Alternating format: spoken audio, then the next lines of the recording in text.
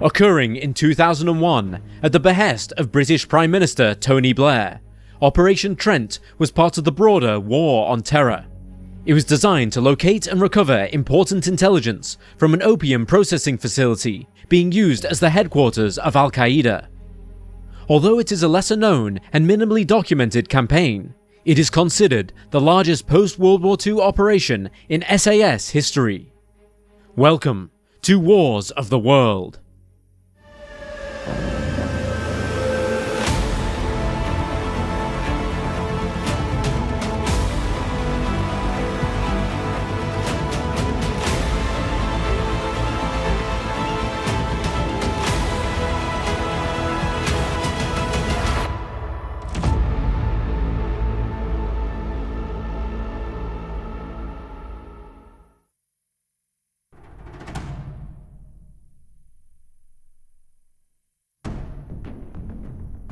Following the September 11th attacks in 2001, the US announced its global war on terrorism campaign and launched Operation Enduring Freedom. One of the main goals of such a plan was to find and destroy the terrorists responsible for the 9/11 attack. US officials soon determined that those very terrorists were hiding in Afghanistan, which led to a military invasion on October 7th of that year, along with a bombardment of airstrikes. Supported by the UK, the US also sought to remove the Taliban from power. Described at its base level as a political and militant movement, the Taliban is an ideology made up of Pashtun nationalism and elements of Islamic fundamentalism. Some of their rules include forbidding the consumption of alcohol and pork, as well as the enjoyment of certain music and many other types of media and technology. This includes television and film, the internet, photography, and some hobbies like football, chess, and painting. Taliban laws are also heavily misogynistic. Women and girls are banned from work and education, and are required to cover their bodies at all times, and are also required to be accompanied outside of their homes by male relatives. In the middle of October 2001, the US Central Command, or CENTCOM, deployed 2 units of SAS troops to northwest Afghanistan in search of intelligence. The groups conducted some reconnaissance, but it was largely uneventful, and they didn't make contact with the enemy during this time. After several weeks, the units were returned to the UK, as there was little for them to do and no useful information was recovered. However, after their return home, Prime Minister Tony Blair proposed the idea of sending the SAS back to Afghanistan in order to raid and destroy an opium plant that was reportedly being used as Al-Qaeda's headquarters, and for getting equipment and other items, like drugs, across the border into Pakistan. This facility was around 190 miles southwest of Kandahar, at the foot of a mountain, and it covered a large area made up of houses, compounds, and even caves. It was also heavily fortified, with trenches and makeshift bunkers having been built in and around the grounds.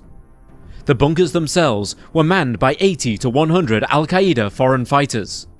But according to intelligence reports, there were also many armed and rigorously trained insurgents as well.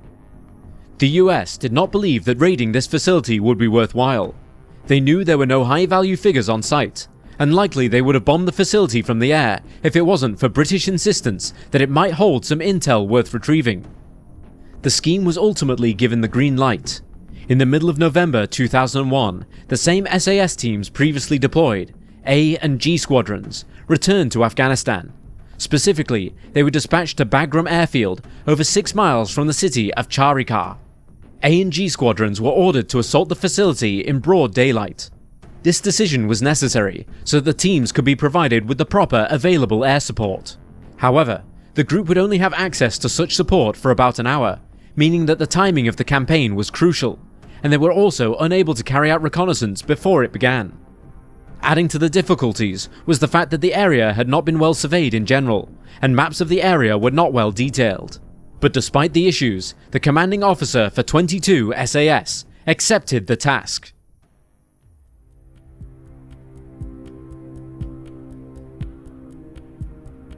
Somewhere between 100 and 140 men participated in Operation Trent, and the campaign's exact starting date is unknown. Sometime in mid to late November, G Squadron's air troop participated in a nighttime high-altitude jump. Specialty helmets with oxygen cylinders attached allowed them to survive during the difficult descent, until they reached a lower altitude and were able to open their parachutes. Upon reaching the ground, they found themselves in sub-zero temperatures in an empty slice of land of the Registan Desert. Here they planned to test the area's suitability as an improvised airstrip for landing, which the main units would then use. After confirming its suitability, another 17 hours would pass before the main troops disembarked. The aircraft had barely touched down before soldiers in around 40 heavily armed Land Rovers, along with motorbikes and Akhmat trucks, emerged from the ramps. One of the Land Rovers, having an engine problem, was subsequently abandoned, leaving behind a 3-man crew to guard it, while the remainder of the units moved onwards towards the facility. A Squadron was given the task of carrying out the assault, while G Squadron agreed to take on the role of fire support base. They would suppress enemy retaliation and fire by using their vehicle-mounted weapons, mortars, anti-tank missiles and sniper rifles, hoping to ease the way for A Squadron and allowing them to get close enough to their target. This plan also meant that G Squadron could send in their own men as reinforcements should A Squadron become pinned down by the enemy. The units remained inactive until 7 AM the following morning, when the enemy was spotted moving amongst the trenches. The initial attack was carried out by US aircraft, which bombarded the area, destroying the plant's depots. It contained the equivalent of around £50 million worth of opium, and wreaked general havoc for the Al-Qaeda insurgents present. Once the airstrike was complete, A Squadron moved forward in their vehicles, firing their weapons while avoiding retaliation from anti-tank weapons. They came to a halt and dismounted near the outer perimeter of the facility, moving the rest of the way on foot, across rocky outcrops and other challenging terrain. Coming across the first of the trenches, they began to fire, while the insurgents fired back, using AK-47 assault rifles and RPG-7s, shoulder-mounted rocket launchers. In the meantime, G Squadron had organised themselves into what is called a bullhorn formation around the facility, where they spanned across the front and sides of the area, as if to encircle the enemy. They subsequently used heavy weapons to support A Squadron, who soon began to struggle due to heavy resistance, becoming pinned down near the trenches. Air support fired on the enemy until they ran out of munitions, and at one point, one fighter plane almost hit members of G Squadron while shelling a bunker. The first injury occurred shortly afterwards, when a member of A Squadron was hit while closing in on the fortified positions. They were subsequently carried to safety by 2 other troops. Meanwhile, other members of A Squadron successfully broke through the entrances to the caves and the trenches around the facility, leading to the deaths of around 6 insurgents. While intelligence had indicated that a lot of these fighters were poorly trained, it was clear that they were tough, pushing back consistently and ferociously against the British troops, slowing down their progress immensely. One positive to the ongoing fighting, however, was that eventually A Squadron managed to draw the insurgents out of their hiding places. One British soldier described the enemy as lunatics, noting that, quote, "surrender was the last thing on their minds." He added, "They would run out of the front line while firing. It was something out of the First World War. These were not people, proper soldiers, who could be treated with dignity. If they had a breath left in them, they would be trying to shoot you. So we had no choice but to kill." End quote. In order to help A Squadron to move forward from where they had stalled, some members of the G Squadron were sent in to help. At around this same time, the regimental sergeant major in command of the G Squadron was shot in the leg, making him the second SAS troop to be wounded during the operation. Helmet and body armour were both a great asset to the SAS, and are partially credited with keeping the number of injuries low throughout the campaign. A Squadron, with the help of the extra troops, was eventually able to clear the caves and reach their objective. They ultimately cleared the headquarters, scouring for any useful documents and other intelligence materials that they could find. During this process, however, more insurgents began to close in, and as they were too deep into the compound to call upon air support, SAS snipers stepped up and began to pick off the enemy. Both A and G Squadrons had completed their objectives in a matter of a few hours.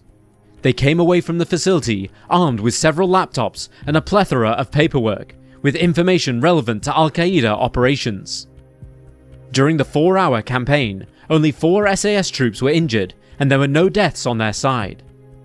A US helicopter arrived to pick up the wounded, while the rest were extracted from a temporary landing zone. One veteran of the mission recalled, quote, "Then we extracted and bombed the hell out of it." The number of Al-Qaeda and Taliban fighters killed is unclear. Lower estimates put the figure at just 18, while other sources claim as many as 73 insurgents lost their lives. Dozens more were either wounded or captured, but no high-ups were detained, killed, or harmed during the operation. By December 18, 2001, both SAS squadrons had returned to the UK, where several members received accolades, including being given the Military Cross and the Distinguished Service Order. Notably, despite the success of the mission and the praise given to the SAS squadrons who carried out the task, the strategic importance of this facility has never been fully explained. Musa Qala in late 2007 was a town shaped by years of conflict. Its streets showed signs of repeated fighting, damaged buildings, craters from explosions, and checkpoints manned by Afghan soldiers. The people who live there faced daily uncertainty, caught between the Taliban insurgents and coalition forces trying to establish control. The town's importance went beyond its size. Situated in Helmand province, Musa Qala controlled key routes through one of Afghanistan's most volatile regions. For NATO and Afghan government forces, holding this town was crucial to disrupting insurgent operations and securing a wider area. For the Taliban, it was a symbol of resistance and a base from which they could project their power and control their growing opium empire. Both sides understood the stakes. Control of Musa Qala would influence not just military operations, but also local governance, security, and the future of the surrounding communities. The situation was tense, with an uneasy calm masking the likelihood of renewed violence. In the coming days, a major offensive will be launched to retake the town from Taliban control. This battle would test the capabilities of Afghan forces and coalition troops alike, while highlighting the wider challenges of the war in southern Afghanistan. Musa Qala was not just another place on the Afghan map. It was a focal point in a conflict defined by complex politics, shifting alliances, and the struggle for influence in a region caught between competing forces. Welcome to Wars of the World.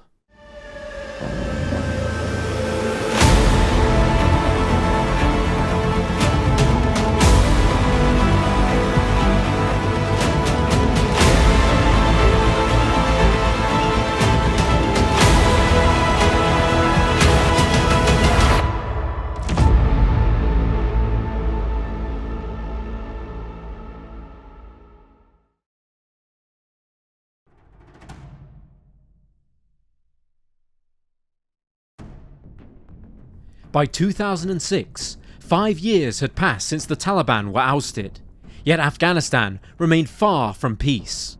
The mission for the NATO-led ISAF, the International Security Assistance Force, had entered its pivotal Stage 3, expanding south in July 2006 to include Helmand, Kandahar, Uruzgan, and 3 other provinces.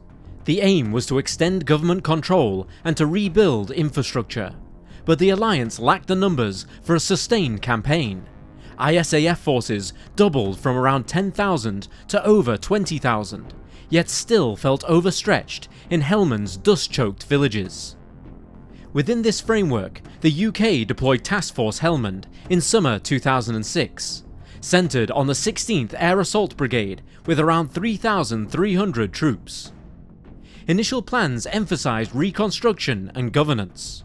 Defence Secretary John Reid once remarked, quote, "We would be perfectly happy to leave in 3 years and without firing one shot, because our job is to protect the reconstruction." End quote. Yet reality swiftly diverged. Taliban resistance grew fierce, with the emergent platoon house strategy entrenching small, vulnerable outposts in district centres like Sangin, Nowzad, and critically, Musa Qala. Musa Qala, located along the Helmand River, wasn't simply important for its location. It was a lifeline for the region's most lucrative industry, opium. Helmand province produced more than half of all Afghan opium by 2008, with estimates showing an increase of 66% over national output. The district town served as a critical nexus, acting as one of the country's main collection, processing and distribution points. According to the UN Office on Drugs and Crime, when British and ISAF forces recaptured Musa Qala in late 2007, they discovered drug labs in operation and open markets for narcotics. This narcotics activity wasn't isolated either. It was fused into the Taliban's financial model. Across Helmand, Taliban commanders broke the long-standing ban on opium, then imposed a levy on its cultivation and trafficking, effectively funding their insurgency with drug money. With the Taliban offering protection, poppy cultivation in Musa Qala reportedly surged by over 660% between 2005 and 2008, a reflection of both the lucrative opportunity and the erosion of central government control. The importance of Musa Qala extended beyond its narcotics, however. At the crossroads between the Bagran and Sangin valleys, the town controlled essential trade and movement routes. Its bazaar drew villagers from surrounding areas, and while the district centre itself held only a few thousand residents, its sphere of influence spanned tens of thousands.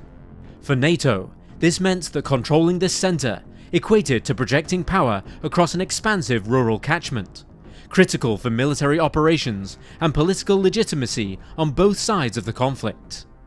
On June 14, 2006, the thinly stretched British Pathfinder platoon, only about 25 reconnaissance specialists, was dispatched to garrison Musa Qala. Almost immediately, they came under sustained attack, pinned down and dependent on helicopter resupply under enemy fire. Chinooks and Apaches became frequent visitors, often arriving under RPG and machine gun assault to rescue casualties or to reinforce positions.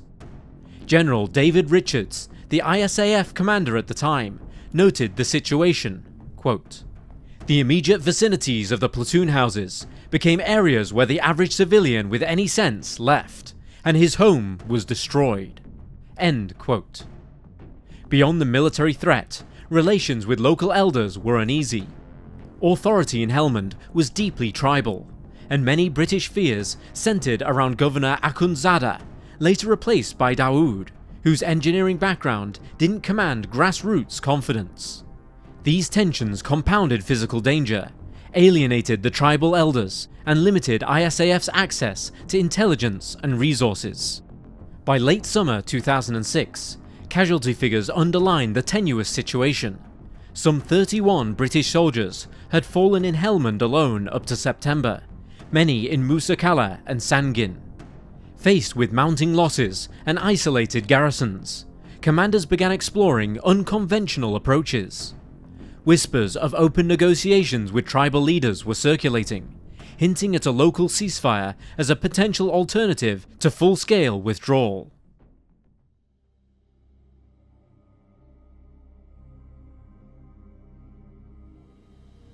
In September 2006, under mounting pressure and rising casualties in Musa Qala, British forces and the Helmand provincial governor, Mohammed Dawood, brokered a local solution. 15 tribal elders agreed to guarantee the security of the district centre, pledging to uphold the Afghan flag and bar all armed groups, coalition and Taliban alike, from the town. In exchange, British troops withdrew beyond a 5-kilometre exclusion zone, leaving only a small, locally trained police contingent, albeit hampered by delays in training and recruitment. This unprecedented move triggered immediate debate. British proponents framed it as a pragmatic, Afghan-led counterinsurgency, while critics within the ISAF, a number of US officials among them, expressed alarm. US Ambassador Ronald Newman warned that it risked legitimizing a Taliban-dominated sanctuary, and General Richards cautioned the withdrawing could turn these centres into magnets for the Taliban. The deal had President Karzai's conditional blessing, but lacked full central authority, unfolding largely as a provincial initiative. Initially, the agreement held promise. Over the next 5 months, fighting in the town centre declined significantly, Shops and schools reopened, and even a Taliban attempt to enter was rebuffed by local elders. But serious weaknesses also emerged.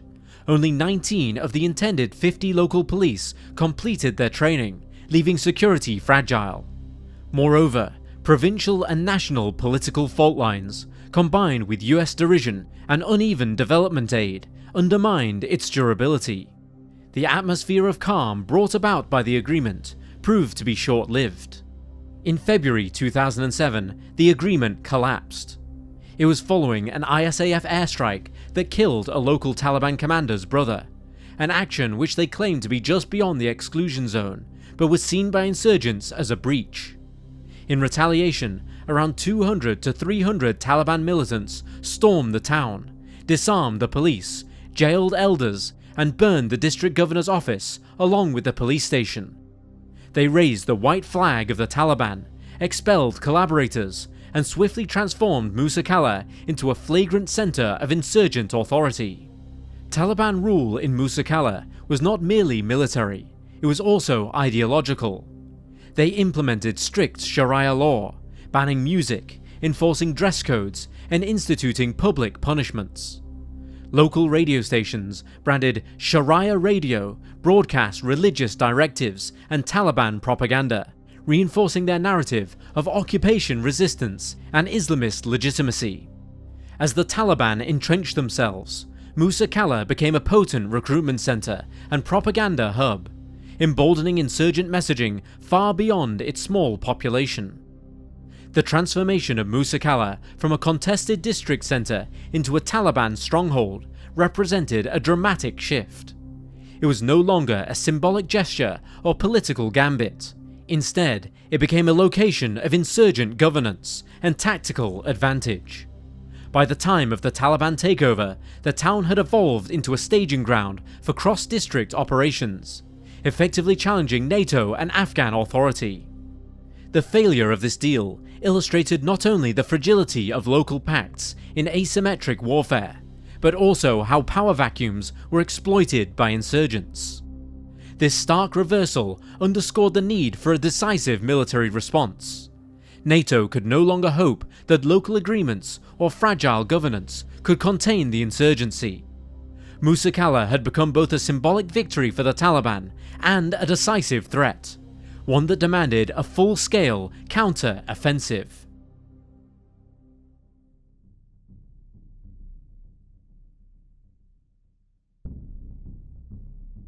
By late November 2007, after nearly a year as a Taliban-held stronghold, Musa Qala had become both a political embarrassment and a strategic necessity for ISAF. It was at this critical juncture that Operation Snakebite, also referred to as Mar Karadad in Pashto, was greenlit by senior Allied commanders, including US General Dan K. McNeill. The operation, planned under the command of UK-led 52nd Infantry Brigade, marked a pivotal shift. The Afghan National Army, or ANA, would lead the assault, with ISAF forces in support, an international effort to demonstrate growing Afghan self-reliance. At the centre of planning was Brigadier Andrew McKay, who had assumed command in October 2007 and quickly impressed both his troops and observers with his unorthodox leadership. When the initial attack was approved, codenamed Operation Mar, meaning snake, he reportedly walked nearly a mile through no man's land to command from the front on Roshan Hill, accompanied by only a small team, earning him reputations for courage and direct engagement.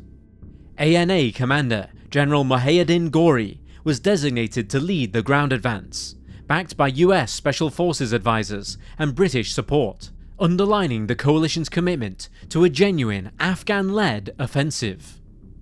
The overarching strategic intent was clear: reassert governmental authority in Musa Qala and symbolically reinforce the ANA's capability as a fighting force.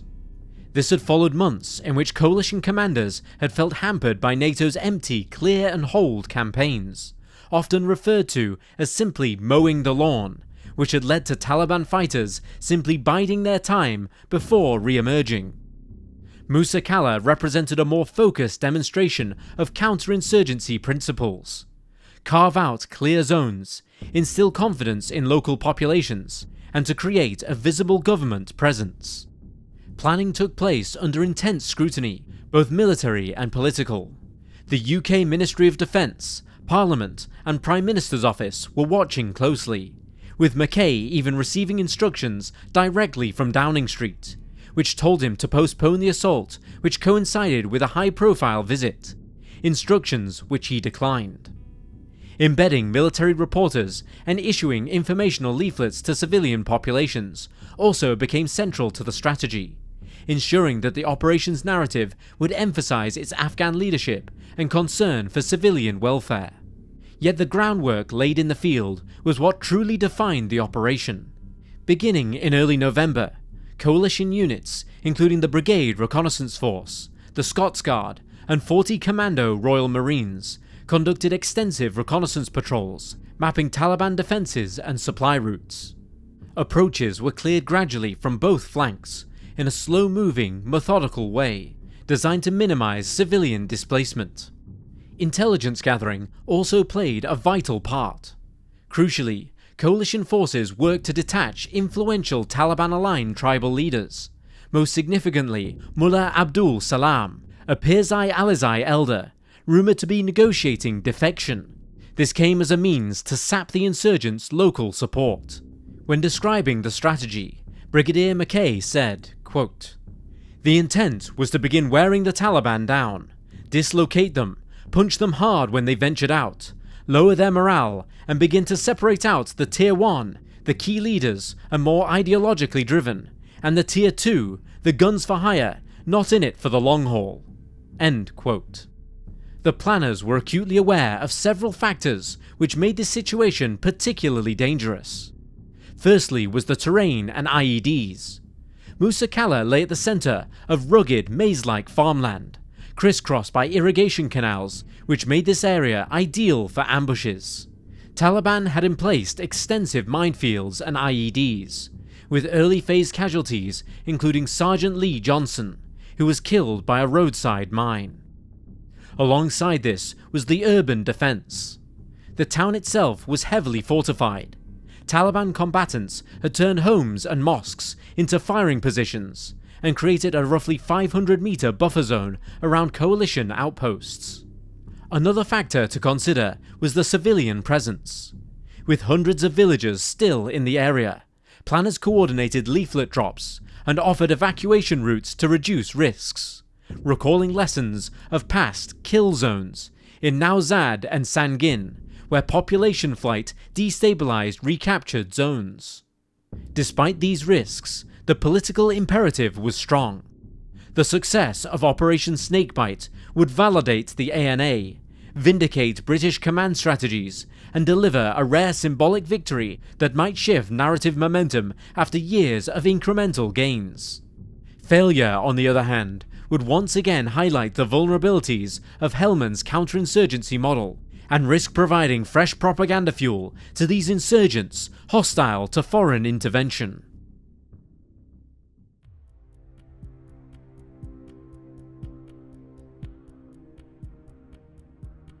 On the 7th of December 2007, at around 1600 hours, Operation Snakebite commenced with an intense air and ground assault. US Army infantry from the 82nd Airborne Division were airdropped from 19 helicopters, including Chinooks and Blackhawks, to the north of Musa Qala. Supported by Apache gunships, they aimed to seize the strategic Roshan Hill. As darkness fell, American paratroopers breached Taliban trench lines and consolidated defensive positions ready for the main attack. Simultaneously, Afghan National Army units, backed by British forces, advanced from the south, west and east. Brigadier General Gul Aka Naibi later described the air and ground pincer as having Musa Qala encircled, designed to leave the Taliban with no easy escape. According to The Guardian, roughly 4,500 NATO and Afghan troops faced off against an estimated 2,000 Taliban defenders. US airstrikes reportedly eliminated 12 insurgents, including a Taliban commander, with Taliban spokesman Qari Yusuf Ahmadi later confirming that they had withdrawn to avoid civilian harm, stating their retreat followed, quote, massive bombardment, end quote. Heavy resistance ensued, particularly from fortified homes and mosques, with Taliban utilizing civilian areas for tactical advantage. IEDs and mines posed a constant threat, with US soldier Corporal Tanner J. O'Leary being killed on December 9th by an IED. An embedded British journalist, Stephen Gray, for the BBC, recounted, quote, as we approached, we saw families of refugees fleeing Musa Qala in trucks and cars, loaded with their possessions. Just as 2 of such vehicles were being stopped and checked for hidden weapons, the Taliban opened fire, sending us diving for what little cover there was, and marking the beginning of a gun battle that continued for several hours. In the midst of the fighting, the 2 refugee vehicles drove away in a panic from the village, but straight towards 2 American Humvees, which opened fire, fearing the ever-present threat of suicide bombs. 3 of the civilians were killed, and 2 children and a woman injured. End quote. This tragic event underscored the complexities of warfare among civilians and insurgents. But the coalition strategy was designed to prompt Taliban withdrawal rather than full urban combat. By the morning of December 10th, ANA and NATO troops entered the town centre. ISAF confirmed Taliban forces had fled following heavy bombardment, with Afghan troops installing checkpoints at the marketplace. Brigadier General Naibi stated that exchanges of fire were continuing into the evening and blamed foreign fighters or Al-Qaeda members for the remaining resistance. In regards to the remaining work to be done, Naibi said, quote, the town is surrounded. We are about 500 meters away from the Musa Qala market in the center of the town. The bombing continues. The area is big. Tomorrow we will carefully clear the streets from the mines. End quote. The operation formed a stark contrast to prior expectations. Coalition commanders had prepared for fierce house-to-house urban combat, but the Taliban had opted largely to withdraw into surrounding farmland. This influenced certain outcomes. Coalition casualties were relatively limited, with 1 British and 1 American soldier being killed in IED incidents, and several more being wounded. On the other side, Taliban losses were estimated as hundreds killed or captured, though precise figures remain unverified. The civilians here suffered as well. Local elders later claimed up to 40 civilian deaths, though coalition spokesmen dismissed this as Taliban disinformation. Ultimately, fighting in urban areas was less ferocious than feared, as one senior US officer observed, quote, the urban centre of Musa Qala was not significantly opposed. It was not significantly barricaded. End quote. Still, combat in peripheral villages like Karamanda and Salam Bazaar continued beyond the town centre, employing small arms fire and hit-and-run tactics. Clearing operations persisted over the following days, supported by US air power targeting residual pockets of Taliban insurgents. By December 11th, NATO officially announced Musa Qala's capture. The raised Afghan flag over the district centre symbolised both tactical victory and a message of state authority being restored. Yet beneath the veneer of triumph lay enduring questions about civilian impact, Taliban dispersal into remote areas, and the longevity of ANA control.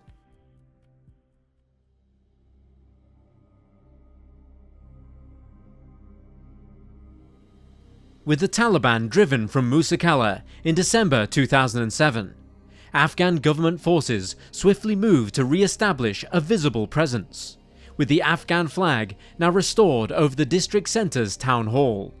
Brigadier General Gul Aka Naibi emphasised the importance of this act, declaring it a, quote, sign of hope for the people of Musa Qala and Helmand province, end quote. However, the tactical victory was only the first step. Efforts to stabilise the town faced immediate challenges. Infrastructure was badly damaged, and the security environment remained fragile. ANA soldiers and coalition forces worked to clear mines and unexploded ordnance, while engineers began repairing roads and restoring water supplies. Establishing a functional local governance proved more difficult, however. Many tribal leaders, wary after previous betrayals and ongoing violence, hesitated to collaborate fully with Afghan authorities or NATO forces.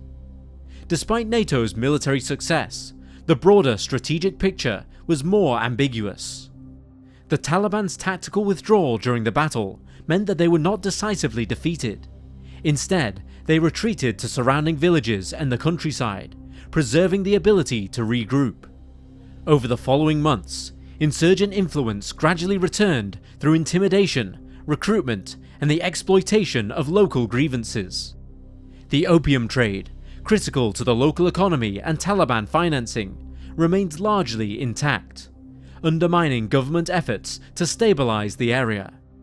British commanders expressed a tempered optimism, with Brigadier Andrew Mackay, who had planned Operation Snakebite, cautioning that the fight for Musa Qala was far from over. Quote, "We have taken the town, but the real battle is winning the hearts and minds of the people. Without that, military gains mean little." End quote. Afghan officials echoed this sentiment, acknowledging the deep-rooted tribal dynamics and economic drivers fueling the conflict. A local elder observed, quote, "The government comes and goes, but the people here want peace and respect for our traditions. Without that, the cycle of violence will continue." End quote. Ultimately, the story of Musa Qala encapsulated the broader Afghan conflict. A hard-won military success, shadowed by fragile governance, enduring insurgency, and the persistent challenge of addressing the root causes of instability. The battle was a crucial chapter, but far from the final word in Helmand's long struggle and the ongoing conflict in Afghanistan.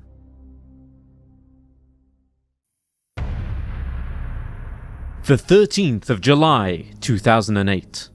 A small and newly established US outpost at Wanat, within the Waigal Valley of Nuristan Province, Afghanistan, was being defended by soldiers from both the United States and Afghanistan's armed forces. They were routinely going about their watch. Little did they know they would soon find themselves in the midst of one of the most significant battles against Taliban insurgent fighters on Afghan soil. A surprise attack would soon be launched, resulting in severe US losses and a great degree of scrutiny on how things could have been done differently. In today's video, we will be exploring the infamous Battle of Wanat in detail, looking at the key events leading up to, during, and after this conflict. Welcome to Wars of the World.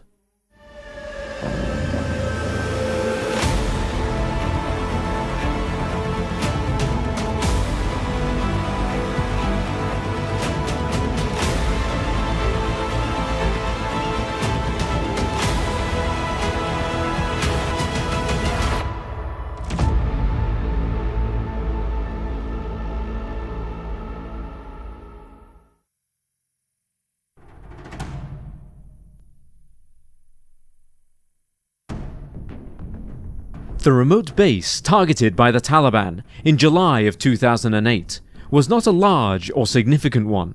It existed primarily as an observation post, keeping a close watch on any Taliban activity in the Waigal district of Afghanistan. Situated close to the Pakistan border, they could disrupt any supplies that would be travelling through to Taliban fighters from the federally administered tribal areas of Pakistan, and they would frequently patrol the area in search of potential threats. Moreover, at the time of the attack, this base had only been established for a few days. Much of the terrain surrounding the base consisted of farmland and mountains, and while visibility was good, it was situated essentially in the middle of nowhere. The closest camp was roughly 5 miles away, the US Camp Blessing. 48 United States soldiers were stationed at the newly set up base at the time of the attack. They were primarily with the 2nd Platoon Chosen Company, 2nd Battalion, 503rd Infantry Regiment, 173rd Airborne Brigade Combat Team. Accompanying them were 24 Afghan soldiers that assisted the US forces with patrolling the area. Despite the remote location of the base, combat was common in the surrounding area, and in the weeks and days running up to the Battle of Wanat, a series of events at nearby sites set the stage for soldiers to be on high alert in the region. It was these events that would lead them to set up the base at Wanat. On the 4th of July 2008, reports came in that the nearby forward observation base, Bella, was being targeted by small arms fire throughout the course of a relocation procedure that spanned for several days. During the relocation, which saw soldiers at Bella relocated to the new site at Wanat, the FOB was vulnerable, and the reports turned out to be true. Taliban forces had attacked, attempting to block a 19th Engineer Battalion squad that was waiting to be relocated. This resulted in a series of brief attacks by the Taliban, but US forces were prepared. Private First Class Jason Vales, Randall Durry, and Todd Weil, along with Staff Sergeant Todd Barfield and Specialist Benjamin Bond, were able to deter the Taliban from the base over the course of a few short skirmishes. Artillery fire from the nearby Camp Blessing helped them repel the attackers. But this wasn't the end for the US soldiers on guard. Intelligence was received that Taliban forces would attempt to overrun the camp from within, but thankfully this did not occur. This preliminary attack on the nearby FOB Bella was believed to be a retaliation in response to an incident earlier that day, when a US Army helicopter had attacked a series of Taliban vehicles and what they claimed was an act of defense, as the fighters reportedly opened fire. The helicopter's fire would leave 17 people dead, one of which was reported to have been a Taliban commander. These events caused the US Army to establish and reinforce the base at Wanat over the coming days, which would theoretically disrupt Taliban activity in the area significantly. Their goal was to create a base that could serve as a means of intercepting resources bound for Taliban forces near the Pakistan border. Unfortunately, as we will soon see, this did not go to plan. On the 8th of July, the Wanat base will be reinforced with a platoon of soldiers from the 2nd Battalion, 503rd Infantry Regiment, 173rd Airborne Brigade Combat Team. They initially established the basic vehicle patrol base Qala, as well as a nearby observation base to track any enemy activity in the region. Camp Blessing would soon send 5 M1114 armoured Humvees to the base at Wanat. 3 of these would transport the infantry's rifle squads. One was designed for platoon headquarters, and the other contained a BGM-71 TOW anti-tank missile squad to reinforce the base. The Humvees themselves were also reinforced with weaponry. 2 of them were loaded with 50 caliber machine guns, while the other 2 carried Mk19 40mm automatic grenade launchers. With the initial firepower in place, the soldiers got to work establishing the site that would, theoretically, be supported by a new US Army unit within 2 weeks' time. The base sat in the middle of a large field, with buildings on 2 sides belonging to the nearby settlement of Wanat. The following day, a construction crew arrived by helicopter and began reinforcing the base with sandbags, razor wire, bastions, and a firing pit for a 120mm Saltum K6 mortar. However, problems occurred from the start. The Bobcat loader that was brought in to lift and place the barriers broke down for a day, which meant that the barriers in question, intended on being over 2 meters or 7 feet tall, only reached just over 1 meters or 4 feet tall. This was a major problem. The base was now worryingly vulnerable to gunfire, which the US soldiers knew that any Taliban fighters in the area would be able to exploit. Trenches and ditches to house weapons and soldiers during combat would need to be dug out manually, and time was of the essence. Recent Taliban activity in the area meant that an attack could come at any second, and it became more and more obvious that the base was just not suited for its intended purpose.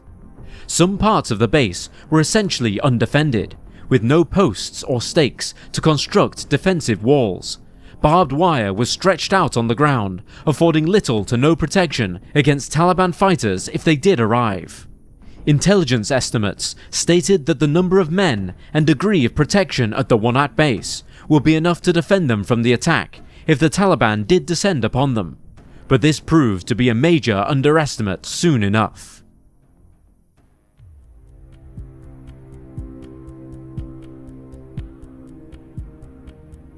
Concerning warning signs were reported from within the Wanat base on the day of the attack, the 13th of July 2008.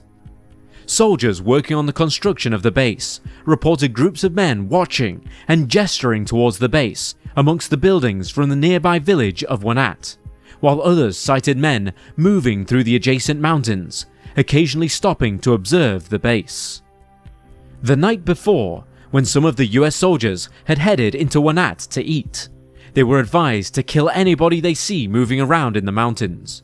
Only Taliban fighters had a reason to be up there. The attack came early, at 20 past 4 in the morning of the 13th. Utilizing the element of surprise, around 200 Taliban fighters had come together to strike at the base, and they took steps to plan ahead to minimize the time that US forces had to respond. The night before they advanced, they began flowing water across an irrigation system in a neighboring field, which created enough background noise that the Americans would not be able to hear them moving through the field towards the Wanat base. The Taliban fighters were armed to the teeth, with machine guns, RPGs and mortar fire. Allegedly, 100 fighters advanced on the front of the base, while another 100 snuck around to the side of the observation post to the east, using the cover of the mountains to make their attack while it was still dark. Within a few minutes of the Taliban advancing on the Wanat base, they had managed to take out the Americans' 120mm mortar and the ammunition to go with it that would have been used against them. This created a sizable explosion as the mortar ammo was detonated, rendering one of their most valuable assets useless. Taliban fighters wielding rocket launchers managed to destroy the Tau missile launcher mounted on one of the armoured Humvees, which blocked off access to the US's second heaviest weapon. In the blink of an eye, the Taliban had gained a terrifying upper hand as a result of their guerrilla tactics and stealth. Following this, the Taliban set their sights on attacking soldiers directly. They first focused their fire on the observation post, manned by a team known as Topside. This consisted of Sergeant Ryan M. Pitts and his specialists, Tyler Stafford, Gunnar Swilling, Matthew Phillips, Chris McCaig, Jason Bogar, and Pruitt Rainey. Also present was Corporal Jonathan Ayres. The Taliban's first round of fire managed to wound every one of these soldiers, catching them off guard as they scouted the hills and fields from the observation point. During that first wave of gunfire, the Taliban fighters launched a rocket-propelled grenade that managed to send Tyler Stafford flying from his mounted machine gun. He and Matthew Phillips then started to throw grenades at the insurgents, who had managed to infiltrate the base. But Phillips soon found himself on the receiving end of Taliban machine gun fire, which would eventually lead to his death. Phillips was not the only one who would lose his life that day, however. Within the first 20 minutes of the battle, 4 US soldiers had died. Corporal Jason Bogar grabbed his machine gun and fired towards the Taliban head-on, but his gun unfortunately jammed. Seeing that Stafford had been launched from his post, he headed over to administer first aid behind cover while the fighting continued. Bogar then managed to kill several Taliban fighters who were firing upon them from atop the Wanat village hotel, but he was soon killed when he left the borders of the base to take out more. Sergeant Ryan M. Pitts soon found himself alone at the observation post as his men died or became separated from him one by one, but he was able to hold them off on his own. Firing periodically from cover, whilst attempting to contact Allied forces to evacuate him and his remaining men, he managed to hold his position for a grueling 2 hours until help finally arrived. Back at the main base, hell was unfolding as the Taliban rained fire from the adjacent field, Wanat village, and from within the base itself. The US soldiers had burst into life as they desperately defended both themselves and their comrades, firing their machine guns and launching grenades into the field to take out as many Taliban insurgents as possible. They managed to radio in support from the nearby Camp Blessing, who showered the field with 96 155mm artillery rounds, killing multiple fighters. All the while, soldiers at the Wanat base were attempting to drag their wounded to safety, while others ran directly through Taliban fire to resupply the post with ammunition and resources. The soldiers used claymore mines to stop the Taliban from entering their base, and although some did manage to breach the poorly defended borders, they were eventually repelled from entering. When the Allied forces eventually came to evacuate the soldiers, Pitts was able to hold his position as the last man standing. Slowly, US soldiers were taken to safety, but heavy losses had been suffered. Pitts himself was seriously injured and did extremely well to escape with his life by the end of the battle. The Taliban fighters had used a variety of tactics to get a clear shot on the US soldiers at Wanat. They fired upon the remaining Humvees, causing the soldiers who were defending them to run out into the open in order to avoid being shot. They would also periodically throw rocks behind cover into the walls of the base. The US soldiers, whose vision was obscured by the darkness of the Afghan countryside, had no way of telling that these projectiles weren't actually grenades, and so they ran out from behind the safety of their cover to avoid being killed by these pseudo-grenades. This, in turn, led to the Taliban being able to shoot and kill several men across the course of the battle. While the soldiers waited for their evacuation, support came in the form of missile strikes and helicopter fire. Roughly half an hour after the fighting began, AGM-114 Hellfire missiles rained down upon the field, killing several Taliban insurgents, fired from an unmanned MQ-1 Predator drone. AH-64 Apache attack choppers singled out individual fighters, spraying them with bullets from a 30mm M230 chain gun. Soldiers on the ground were provided with ammunition dropped in by UH-60 Black Hawk helicopters, while evacuation support helped the wounded retreat to Camp Wright, out of the range of the fighting. The Taliban continued the assault for 4 grim hours, and they were finally routed when additional air support, in the form of a B-1B Lancer bomber, an A-10 Thunderbolt II, and an F-15E Strike Eagle were called in. Under such heavy fire, the Taliban could not continue the assault, and when Pitts was evacuated, the base was left abandoned. Further operations would see US forces sweep their way into Wanat, the mountains, and the neighbouring towns where Taliban forces had fled after the Battle of Wanat. It became impossible for the insurgents to maintain their position with such heavy presence of US firepower, and so they withdrew from Wanat and the surrounding areas following the harrowing night of fighting.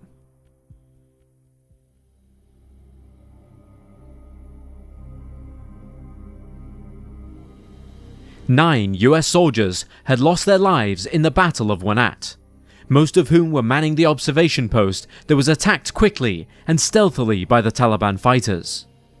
Those who died were the following: Specialist Sergio S. Abad, Corporal Jonathan R. Ayers, Corporal Jason M. Bogar, Sergeant Israel Garcia, Corporal Jason D. Hoverter, Corporal Matthew B. Phillips, Corporal Pruitt A. Rainey, Corporal Gunnar W. Zwilling, and First Lieutenant Jonathan Brostrom.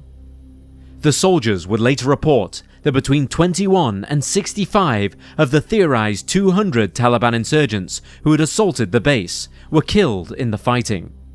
When subsequent authorities reached the site, however, they found only the bodies of 2 Taliban fighters in the immediate proximity of the base. In the aftermath of the battle, an unnamed Afghan Defense Ministry official, in an interview with Al Jazeera, had said that between 400 and 500 Taliban fighters had been part of the attack that day. The Battle of Wanat was the bloodiest for US forces since the Battle of Abbas Ghar, or Operation Red Wings, 3 years prior.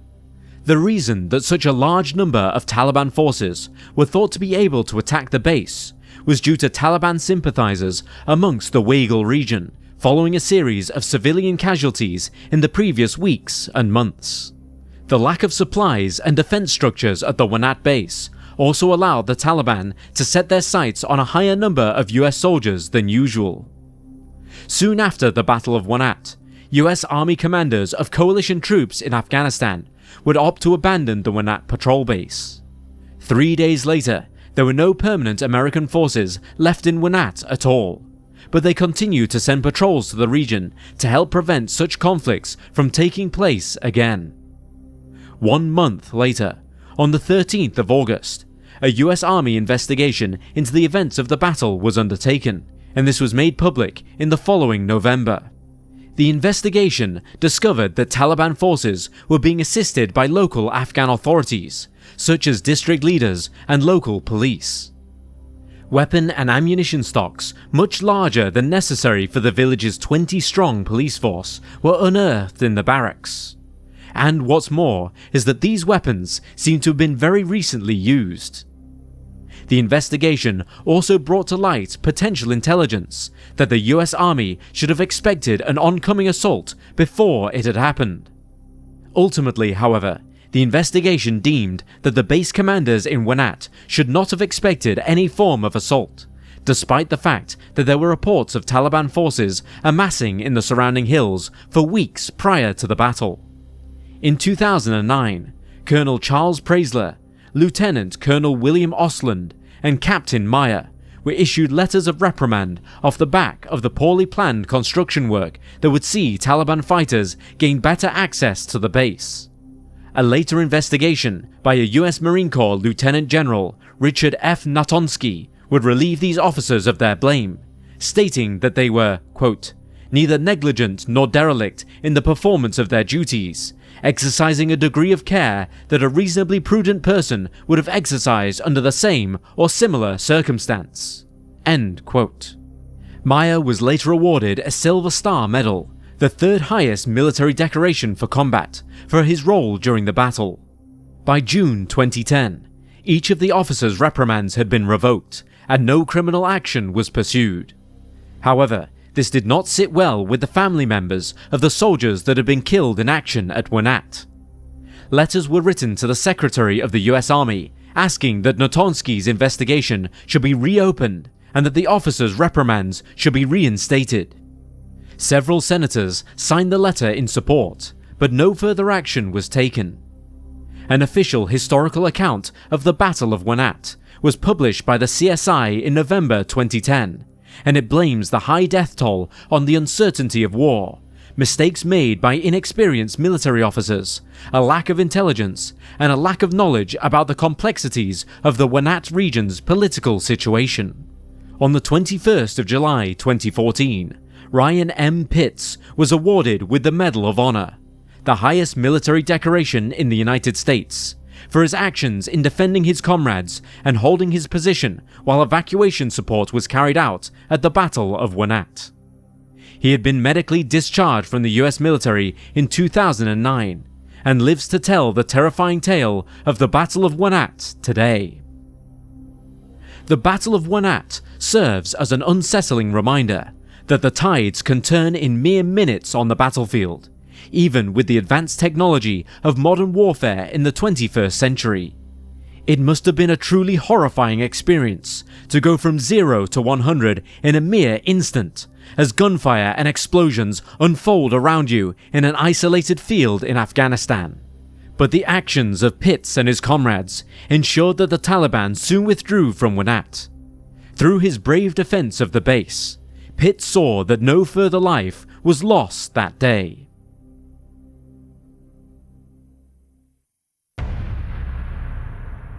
The September 11th attacks in 2001 were quick to ignite America's global war on terrorism.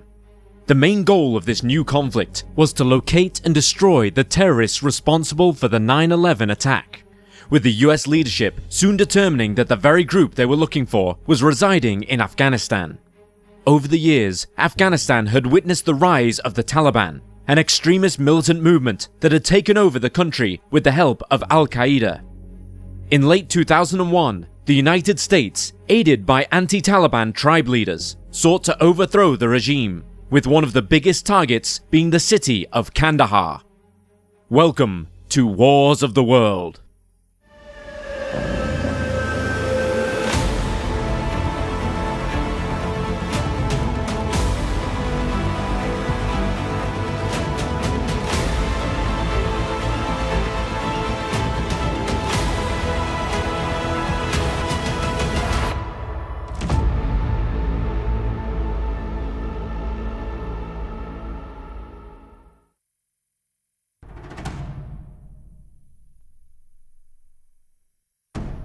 In the decades before 9/11, Afghanistan was ravaged by war and poverty.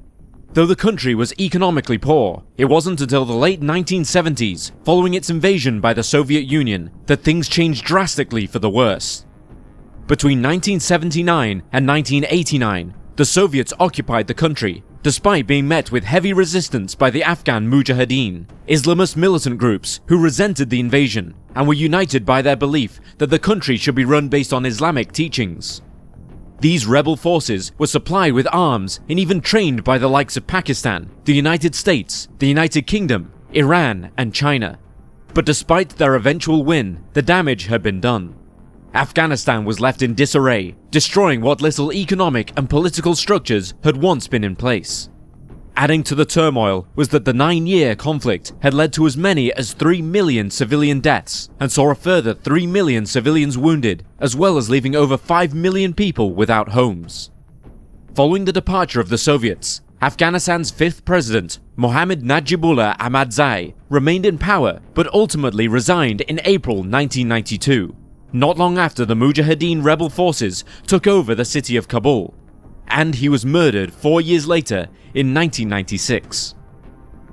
Over the next few years, Afghanistan was thrown into anarchy. The Soviet-Afghanistan War had introduced a culture of guns, drugs, and terrorism, and the former political structure of government and president was replaced by the Mujahideen, who were more like powerful militias. Though the Mujahideen had once been united, they were reported to be politically fragmented, which led to disagreements over what next steps should be taken. Civil war thrived in the 1990s, and eventually the Taliban emerged, seizing control of the country in 1996 and establishing the Islamic Emirate of Afghanistan. They subsequently implemented laws that followed strict interpretations of Islamic law, including forbidding women to access education and severing the limbs of people who carried out petty crimes. That same year, Osama bin Laden arrived in Afghanistan and established a base for Al-Qaeda. With their help, the Taliban took over the vast majority of the country, though pockets of resistance remained to the northeast of Kabul and in the northwest of Afghanistan. Afghanistan was thrown into the spotlight by Western media and by the United States government following the September 11th attacks. The 2001 assault saw the hijacking of 4 US jetliners that were then crashed into several prominent buildings, including the Pentagon and the World Trade Center.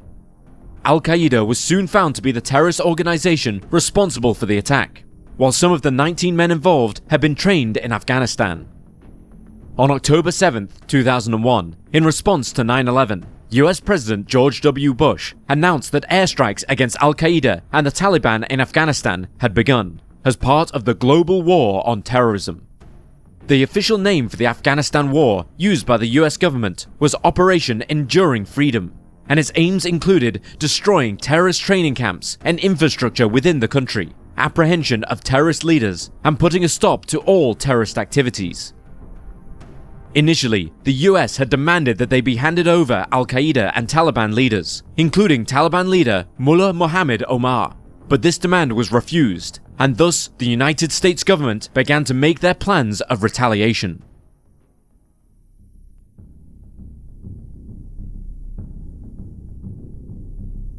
US leadership started plotting what steps it would need to take to initiate and successfully carry out a war against extremists in Afghanistan. But it wasn't without its difficulties. Afghanistan was a vast country, filled with mountains, deserts, and remote valleys, and establishing where and how to attack took some time, especially because they knew that the Soviets had been impeded by the difficult terrain and the weather conditions when they had invaded in the late 1970s. At the end of September 2001, a CIA team dubbed Jawbreaker arrived in the country and started working with anti-Taliban allies in order to establish a plan on how to overthrow the regime. The Northern Alliance became a useful ally to the US, as did the group of anti-Taliban Pashtuns residing in the southern part of the country. United States and British Special Forces soon provided equipment and training to their new Afghan allies, and the first attack on the Taliban was launched on October 7, 2001. During this assault, US Air Force bombers and US Navy attack bombers were sent to attack Taliban military and communications facilities, as well as what was believed to be several of their training camps. The city of Kandahar was also bombed during this operation, as it was home to numerous Taliban strongholds, as well as the residences of non-Afghans who were working with the regime. The US also hoped to strike Taliban leader Mullah Omar, though the overall aim of the bombardment was to neutralize the Taliban's air defense, something that the US leadership believed that they had achieved by the end of the assault. On October 19th, the area around Kandahar was raided during Operation Rhino, a joint Special Operations Command assault carried out by several Special Operations units, including the 75th Ranger Regiment. The goal of Operation Rhino was to secure an airfield which would later be dubbed Camp Rhino, located about 100 miles southwest of Kandahar, as seizing this area would allow the United States to support a separate air raid to be carried out on the nearby home of Mullah Omar. The airfield consisted of a 6,400-foot paved runway, which had been built on top of a dry lake bed. There was no running water and just a few buildings, as it had originally been intended as a hunting camp for the now President of the United Arab Emirates, Mohammed bin Zayed. But intelligence around the time of the assault in 2001 suggested that it was likely not being used. General Tommy Franks of the United States Central Command later stated that another benefit of the operation would be that the United States could show the Taliban that it could carry out a surprise attack in the heartland of the regime's territory. It would also draw attention from the towns seized by the Northern Alliance. Before ground troops were deployed, several targets around the airfield were struck by US Air Forces, with reports claiming that around 11 Taliban fighters were killed, and several fled the area at the time. Following this, ground troops were dispatched, with one group of Rangers securing the area and establishing strategic defensive positions. Overall, the US teams were met with very little resistance, and no casualties occurred. The mission was wrapped up in less than 5.5 hours, and in the following days, a camp was set up around the airstrip and given to a US Marine unit. Video footage captured during this operation was distributed back in the United States as positive propaganda. Around this time, troops began trying to regain control of the regions in the north and northeast, after the leader of the Northern Alliance was assassinated by Al-Qaeda on September 9th. The US began looking for successors, eventually establishing generals Fahim Khan and Bismillah Khan as the new leaders of the Northern Alliance. Following the capture of Camp Rhino, US soldiers were able to get a good look at the stalemate that the Northern Alliance had been engaged in with the Taliban for years, long before the US had invaded. The Northern Alliance had control of an old Soviet airbase on the Shamalai Plains, which the Taliban could not get to due to minefields. But the burden of the situation was eased when the US called in airstrikes against the enemy. This barrage lasted several weeks, killing hundreds of Taliban fighters, disrupting their support, and significantly damaging their command. The Northern Alliance subsequently launched an attack on November 13th, which eventually led them to take Kabul within a single day without incident. The recapturing of the city forced the Taliban and Al-Qaeda members to move towards Kandahar in the south. Throughout the month of November, further posts were abandoned by the Taliban, who often opted to flee towards Kandahar. Attempts to take back the city of Mazar-i-Sharif from Taliban control also began on October 17th, though battle for the city did not occur until November. In the days leading up to it, Northern Alliance troops moved towards the city, severing phone lines, while on November 2nd, Green Berets, as well as several members of CIA's Team Bravo, arrived at the Dari Abalk Valley in order to support General Mohammed Atta-Nur of the Northern Alliance and his men. Over the following days, several villages were seized from Taliban control. Shortly afterwards, the US began dropping propaganda into the city of Mazar-i-Sharif by way of leaflets and listing radio frequencies where civilians could listen to the US version of events. Special forces subsequently set up laser designators around the city, highlighting targets to be struck by guided munitions. On November 7th and 8th, In preparation for the Battle of Mazar-i-Sharif, American bombers struck Taliban defenders who had been grouped at Cheshma-e-Shafa at the south end of the city, and those at the Hajigak Pass.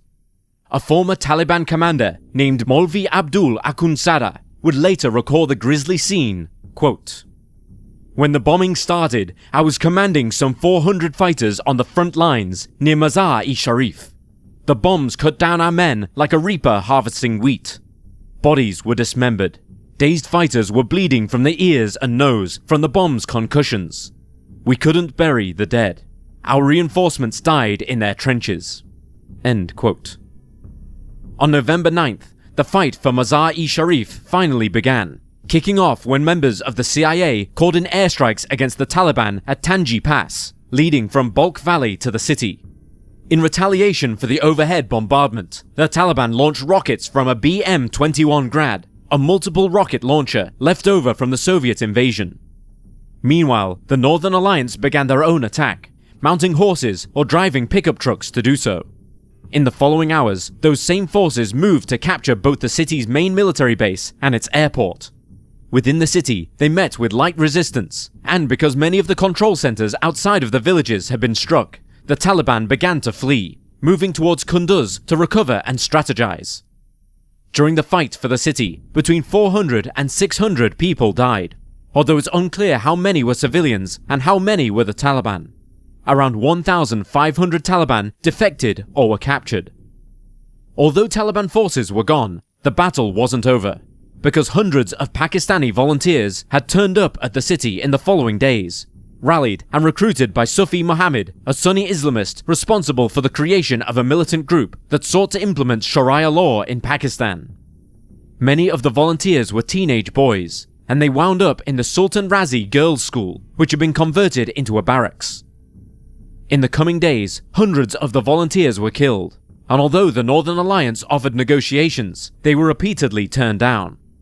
After the injuries of civilians and the murders of several peace envoys at the hands of the volunteers, members of the Northern Alliance started to return fire, and the ensuing gun battle rattled through the city for hours.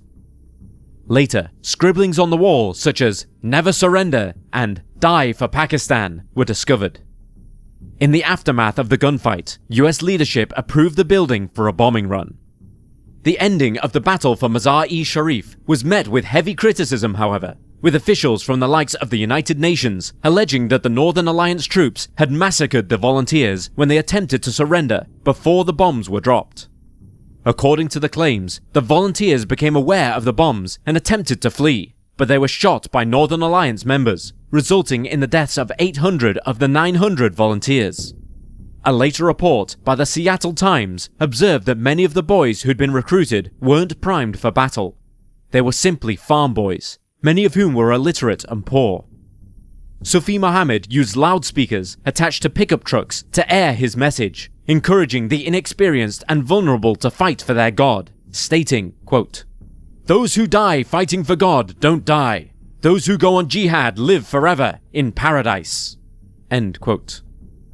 One man in the community believed that the boys were unsatisfied with life, which helped push them to volunteer. Northern Alliance leaders, for their part, offered up different explanations as to the fate of the hundreds of volunteers. One said all the boys died in the bombing. Another said some died of their wounds after surviving the explosions. One jailer alleged that a road accident had killed at least 43 of them.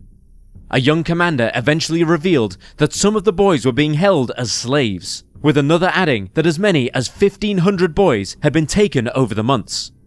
But despite the controversy, little was done about the captured boys, with Red Cross workers, UN officers, and US soldiers all noting that it was a tricky situation as they did not want to alienate those that they worked with.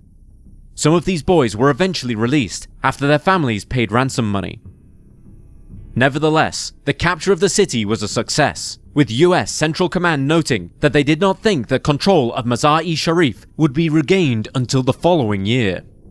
Strategically, recapturing the city was a huge benefit to the US and its allies, as it allowed supply routes to open back up. The battle was considered the Taliban's first major defeat, and the girls' school was rebuilt following the recapture of the city.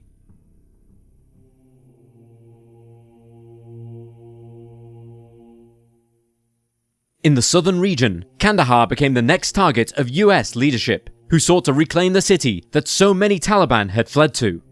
Many military planners believed that this would be the hardest city to take, in part because it was miles from the Northern Alliance strongholds in the north of the country, but also because it was the Taliban's spiritual home, as well as its political center. There was some speculation that the capture of Kandahar may be delayed until the spring, as the US and United Kingdom had so few Afghan allies to work with in this area. But eventually, in early November, 2 Special Forces units made their way towards the city from opposite ends, gathering support on the way from their few available allies. One of the Special Forces teams began their journey close to the village of Tarinkot on November 14th.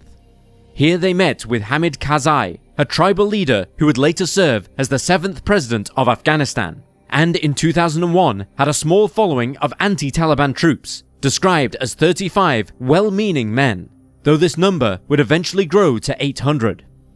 Karzai sought to speak with the village elders and gather their support, but just 2 days into their stay at Tarinkot, the Taliban dispatched hundreds of men to take Karzai's life, viewing him as a threat to their power. Though Karzai sent out his own men to repel the advances of the Taliban troops, he relied heavily on US soldiers who far outnumbered his following. US planes were called in to bomb Taliban convoys, while on-ground troops, including Karzai's followers, successfully fought back against enemy forces, and the Taliban reportedly retreated after being caught off guard by the quick response of the US air support. In the following days, US troops began to equip and prepare Karzai's men as best as they could in the short time that they had. And on December 2nd, both the US and Karzai's troops moved south towards the village of Said Alim Kale, which contained a bridge that was deemed of critical importance.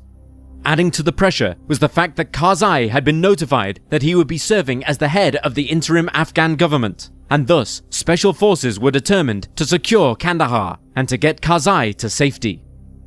Though his men were able to dispatch the Taliban soldiers at the eastern end of the bridge itself was more heavily defended, and they were unable to break through. The US subsequently called on air support, but the Taliban remained in control of the bridge. Over the coming days, they would continue to push back against the enemy forces, hoping to drive the Taliban further and further back. On December 4th, the Afghan allies began to prepare for an all-out attack. Both Karzai's men and the US troops subsequently piled into trucks loaded with weapons, and airstrikes were called in to attack the ridge on the opposite side of the bridge. But the Taliban responded with sustained and heavy gunfire. Shortly afterwards, Karzai's men began to directly shoot at enemy forces, forcing them to move back. And though the Taliban sought to move forward on the bridge, repeated fire demanded that they move back once again and take cover. The US continued to call on airstrikes, and in the following hours, the Taliban began to realize that they simply could not advance, and so they started to retreat. They pulled back several kilometers, allowing Karzai's men to secure the bridge. The next day, however, the US was hit with a noticeable setback when a stray bomb landed in the middle of their own position, resulting in the deaths of 3 soldiers and leaving dozens more wounded. Another Special Forces team was brought in as a replacement, while the injured soldiers were tended to by medics. At this time, it was the most intense casualties the US had suffered and the worst friendly fire incident that they'd encountered. In the meantime, Karzai was busy making agreements with Taliban forces, who'd opted to surrender the city of Kandahar. The following day, December 6th, Afghan allies began moving into the area. The other Special Forces team, who were approaching from the south of the city, had been moving in a similar manner, entering through the Shin Narai Valley by the Pakistan border on November 18th, before meeting with anti-Taliban leader Gul Shahzai, who'd once been the governor of Kandahar. On the night of November 21st, Shahzai sent a small group of his men, led by his brother, to the city to negotiate the Taliban's surrender. But everything went downhill when they arrived only to be met with gunfire. Though there were no casualties, Shahzai opted to change his route moving forward to avoid fighting before arriving at the city, so as not to drain the energy of his men or to use up their resources unnecessarily. They subsequently moved past the Taliban stronghold close by and entered the Argistan district. On the morning of November 22nd, his men, in a convoy of around 100 vehicles, journeyed towards the village of Taktepol in the Balkh province, meeting little resistance along the way. It wasn't until they reached a valley just east of Highway 4, around 3 miles from the village, that Shahzai attempted once more to reach a truce with the Taliban. Once again, the small force that he'd sent in was ambushed by the Taliban, who had no interest in surrendering, and US Special Forces called in air support to put a stop to the assault.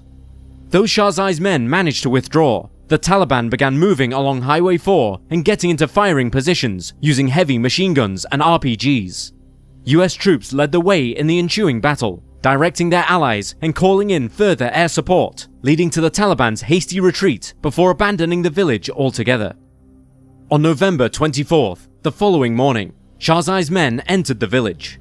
They split the highway in two between Kandahar and Charman, Pakistan, establishing checkpoints to the north and the south of the area. Over the next few days, US forces established an observation post overlooking the airport in Kandahar. They were able to see enemy forces and order airstrikes between the outlook and the facility, removing the Taliban from their path. The Taliban returned fire, sending artillery shells and rockets onto the outlook as well as the village. But the constant bombardment was too much, and it began to wear away at their determination. Some Taliban groups began to move north towards the town of Spin Boldak, where they took up defensive positions close to Shahzai's men. But they reportedly did not appear to be much of a threat, and they were even less so when a team of US Marines also took up a defensive position at the nearby Camp Rhino. By early December, the US and Shahzai's men were preparing to take the city of Kandahar. Though the Taliban swept through dry canals around the edges of Kandahar in an attempt to launch surprise attacks, their assaults were easily rebuffed, with Afghan allies managing to capture several enemy positions. The US and its allies began their attack on the airfield, expecting to take strong fire in return, but they were surprised to find no response from the Taliban. Shahzai was soon informed that the Taliban had left the city following the deal they'd struck with Karzai. Following this news, Shahzai, along with a small security group and some of the US team, moved into the city towards the home where he had once lived. The remaining troops joined them the following day, taking up residence in the governor's home, while Karzai reinstated Shahzai to his former position. Kandahar was officially secured on December 6th, with many enemy forces having been driven into Afghanistan's more rural areas, or across the border into Pakistan.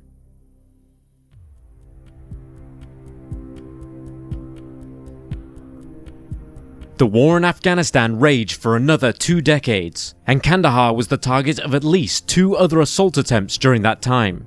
The first of these attacks came on May 7, 2011, when the Taliban launched an offensive in an attempt to take back control of the city. The conflict is considered the biggest Taliban attack of the year, leading to over 40 deaths and causing at least 50 people to be injured. It also signaled to the US and those in Afghanistan who opposed the Taliban that the loss of Osama bin Laden days earlier had not deterred insurgent groups, and they were similarly unaffected by a loss of manpower over the previous 10 years. Early on the morning of May 7, 2011, members of the Taliban launched RPGs at the governor's office before carrying out further attacks on outposts, police buildings, and local offices. The vast majority of these offences utilised suicide bombers, but there were also armed foot soldiers assisting in the scheme. For 2 days, the Taliban wreaked havoc on the city of Kandahar, bombing buildings, injuring civilians and police, and killing other Afghans. Enemy forces received a lot of pushback, however, and they were eventually expelled from the city. Afghan police managed to corner over 20 militants in a hotel, where all but 2 were killed. The final 2, however, did not surrender. The police managed to shoot one, while the other, equipped with a suicide vest, took his own life. A Taliban spokesperson noted that the attacks were not, as theorized, in retaliation for the death of bin Laden. Instead, they were simply part of the Taliban's plans. The third battle of Kandahar came on July 9th, 2021, when the Taliban attempted yet again to regain control of the city. For weeks, a fight between the Afghan National Army and the Taliban ensued within the city, eventually wearing down many of the military members who fled to avoid being captured by the enemy. By this time, US troops were being withdrawn from the country, leaving many towns and cities vulnerable and with weak defences, especially following onslaughts from the Taliban. Attempts to keep the Taliban from Kandahar were hampered by the presence of civilians who were sometimes caught in the crossfires. and eventually 11,000 families were forced to move into refugee camps. On August 5th, civilians were advised to evacuate the city. A lack of food, weapons, and ammunition contributed heavily to the erosion of Afghan defenses, and by August 15th, the Taliban had broken through the remaining defenses and Afghanistan's government had collapsed.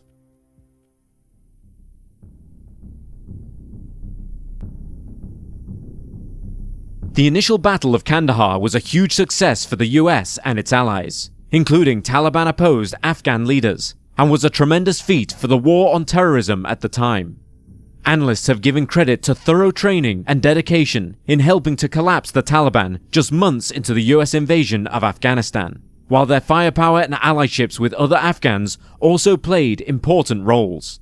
However, as we already know, it wasn't to last. In 2012, US and Afghan officials began building a plan for the US exit from the country. In May, they were able to put together a framework for economic and security cooperation between the two nations after NATO combat troops were to withdraw in 2014, with the US committing to lending Afghanistan's government military support in the following years. The agreement did not state whether or not the US and NATO soldiers would remain behind to help with training and advising, but a separate pact named the Bilateral Security Agreement would answer this question. However, it wasn't until late 2014 that this agreement was signed, when Ashraf Ghani was inaugurated as Afghanistan's new president in September. Though the US and NATO formally ended their combat mission in December of that year, around 13,000 soldiers remained behind, until in 2020 and 2021, when the troops were finally pulled out of the country. As mentioned previously, the 2021 Battle of Kandahar played an important role in the Taliban's resurgence. Without the backing of the US, Afghanistan fell once more under Taliban control, where it remains today. The overarching war in Afghanistan lasted 19 years and 10 months, and saw the deaths of as many as 212,000 people, including over 46,000 civilians. But it's the aftermath of the war that is somehow worse. The country is currently suffering what is considered one of the worst humanitarian crises of our time. Opposers of the Taliban are being unlawfully arrested and tortured, disappearing without a trace, and minorities are being heavily discriminated against. The rights of women and girls are being erased, and poverty is rampant. Many households are struggling to meet their basic needs, while natural disasters, the result of climate change, have ravaged the country and displaced hundreds of families. Food insecurity and famine are widespread, and things are only set to get worse.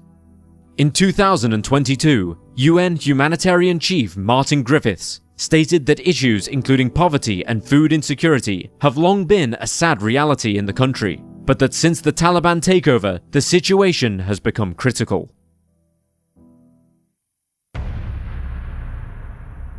By the autumn of 2015, the war in Afghanistan had entered a quieter, uncertain phase. The NATO-led mission that had once commanded hundreds of thousands of troops was all but over. Most foreign forces had withdrawn. What remained was a fragile Afghan government, propped up by international aid, holding fast against a stubborn insurgency that refused to die.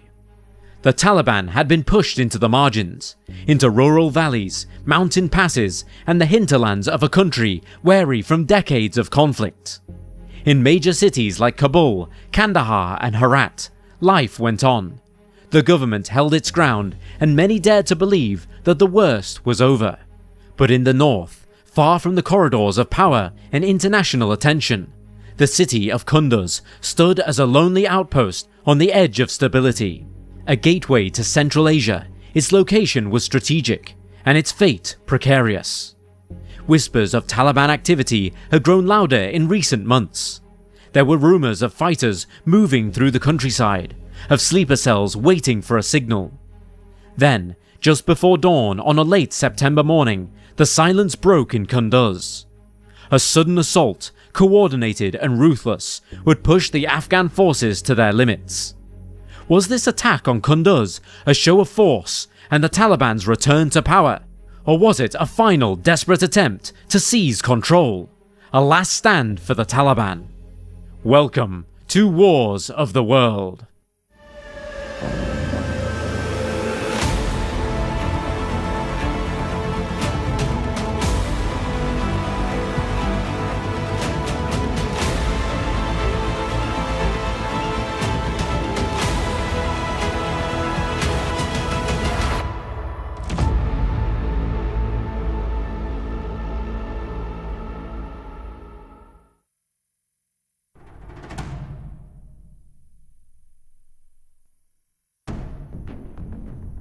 By the early 2010s, the Taliban had begun to show unsettling signs of resurgence across Afghanistan after being removed from power in 2001. The insurgency had long been centered on Kandahar, its spiritual birthplace, and the Afghan capital of Kabul, where suicide bombers and elite target attacks firmly kept international and local attention. For instance, the June 2015 attack on the Kabul parliament demonstrated the Taliban's continued ability to strike at the heart of power in a highly symbolic way. Security discussions remained overwhelmingly focused on protecting Kabul and southern strongholds, while the nation's north was increasingly taken for granted, and deployments from the International Security Assistance Force, the ISAF, in the north remained thin. This revealed cracks in Afghan security. Insurgents had space to organize, checkpoints multiplied, and local warlords filled the void. NATO's combat mission formally ended in December 2014, disbanding the ISAF after 13 years.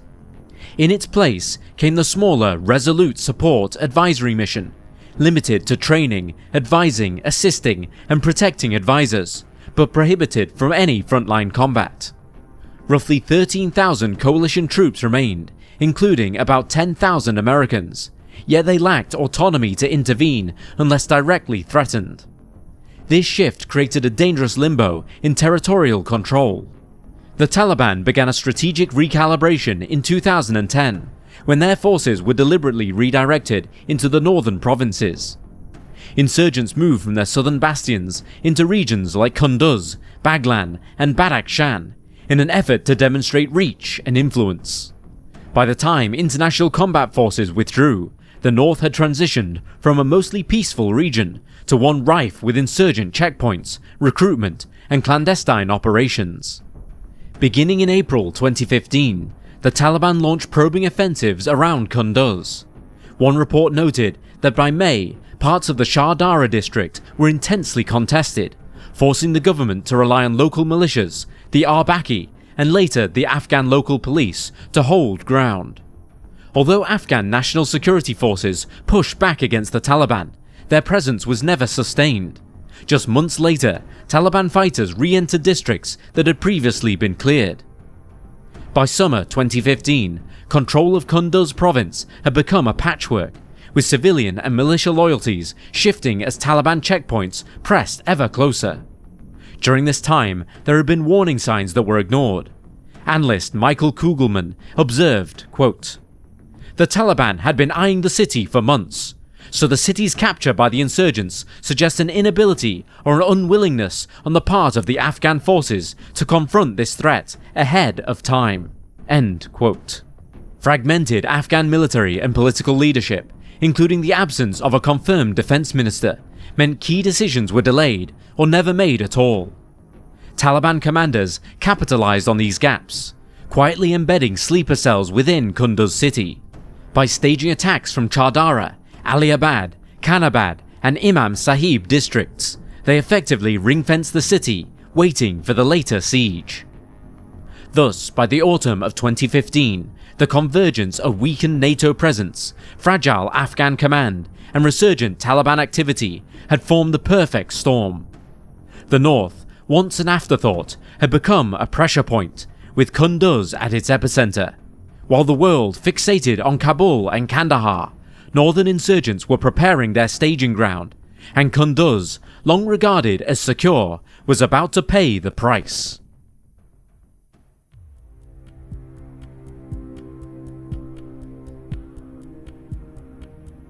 On the early morning of September 28, 2015, as pre-dawn darkness lay heavy over Kunduz, Taliban insurgents launched a meticulously coordinated assault.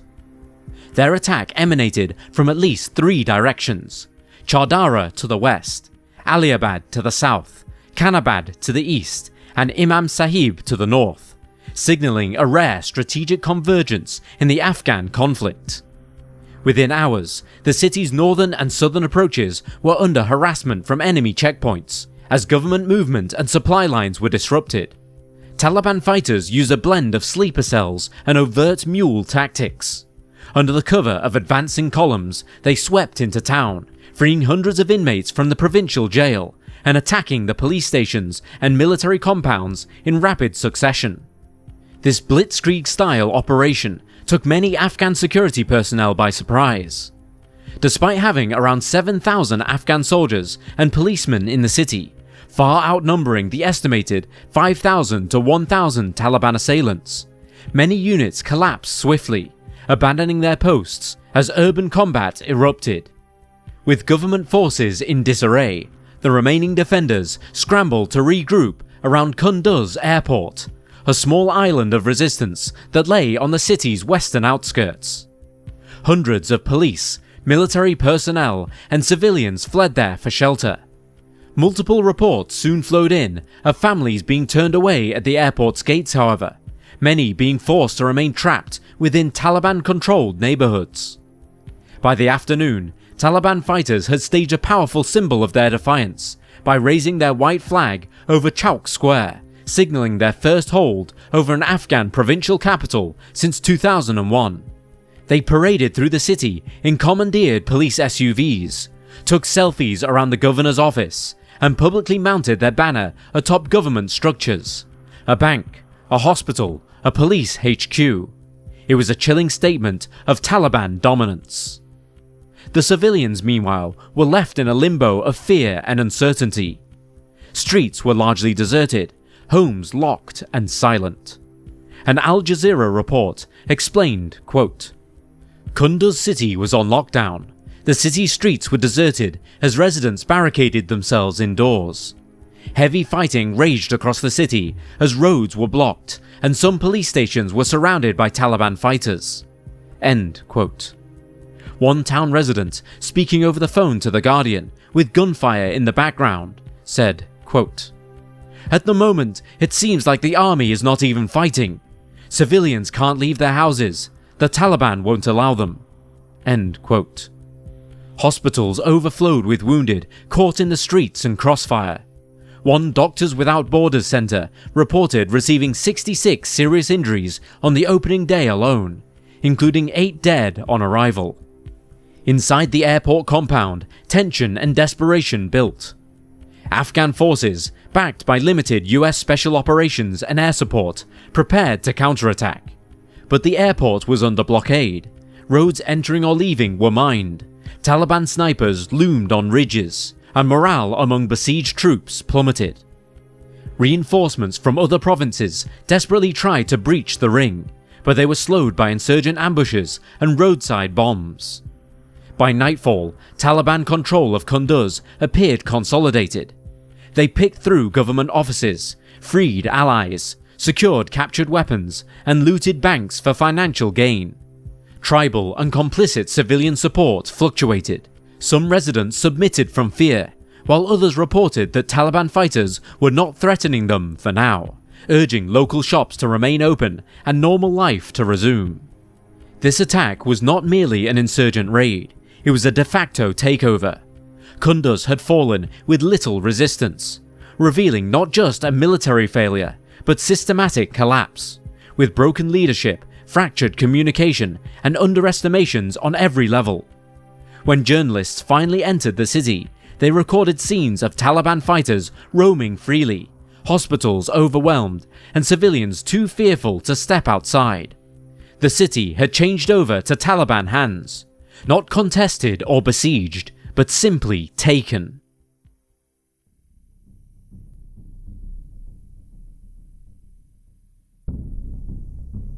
With the Taliban now firmly in control of Kunduz, the remaining Afghan government forces were driven back to a precarious defensive position at Kunduz airport. Reinforcements were urgently deployed, roughly 5,000 Afghan troops, with local militias and special units converging on the perimeter, hoping to mount a counterattack. But the Taliban had anticipated this move. The main access roads were laced with improvised explosive devices, known as IEDs, and lined them with insurgent checkpoints, which slowed government convoys to a crawl. Late on the 29th of September, Afghan forces, who were already exhausted, were struggling to organize themselves. President Ashraf Ghani called for calm and declared his government was mobilizing to retake the city. But local commanders admitted they were only defending, lacking the will or resources to attack. One district chief, Mohammed Zahir Niazi, grimly noted, quote, "We still have enough forces to take on the Taliban, but sadly there is no will or resolve to fight." End quote. It was in this dire moment that US and NATO forces intervened more assertively. On the night of September 30th, US Special Forces advisor teams at the airport came under direct attack. Colonel Brian Trebus, a resolute support spokesman, confirmed they engaged in self-defense, and that up to 100 US special operators assisted the Afghan soldiers, marking one of the first ground fire engagements since 2014. 3 airstrikes were launched that evening, targeting captured Taliban tanks and a meeting of insurgent commanders, effectively halting an imminent breach. Meanwhile, urban warfare raged across Kunduz. Afghan special forces, backed by NATO advisors and air cover, launched sporadic raids on the city. Caught in the crossfire were the terrified civilians. One male resident told CNN about his experience, quote, "We don't know what to do and where to go. I was near the main roundabout of Kunduz when the fight between government forces and the Taliban became intense, and the Taliban fighters were firing back meters away from me. I was running to get to a safe place when shrapnel hit my hand. I was wounded." End quote. He then explained that shops had closed, there was a city-wide blackout, and that it was becoming difficult to find food. He then noted, "Kunduz has turned into a ghost city."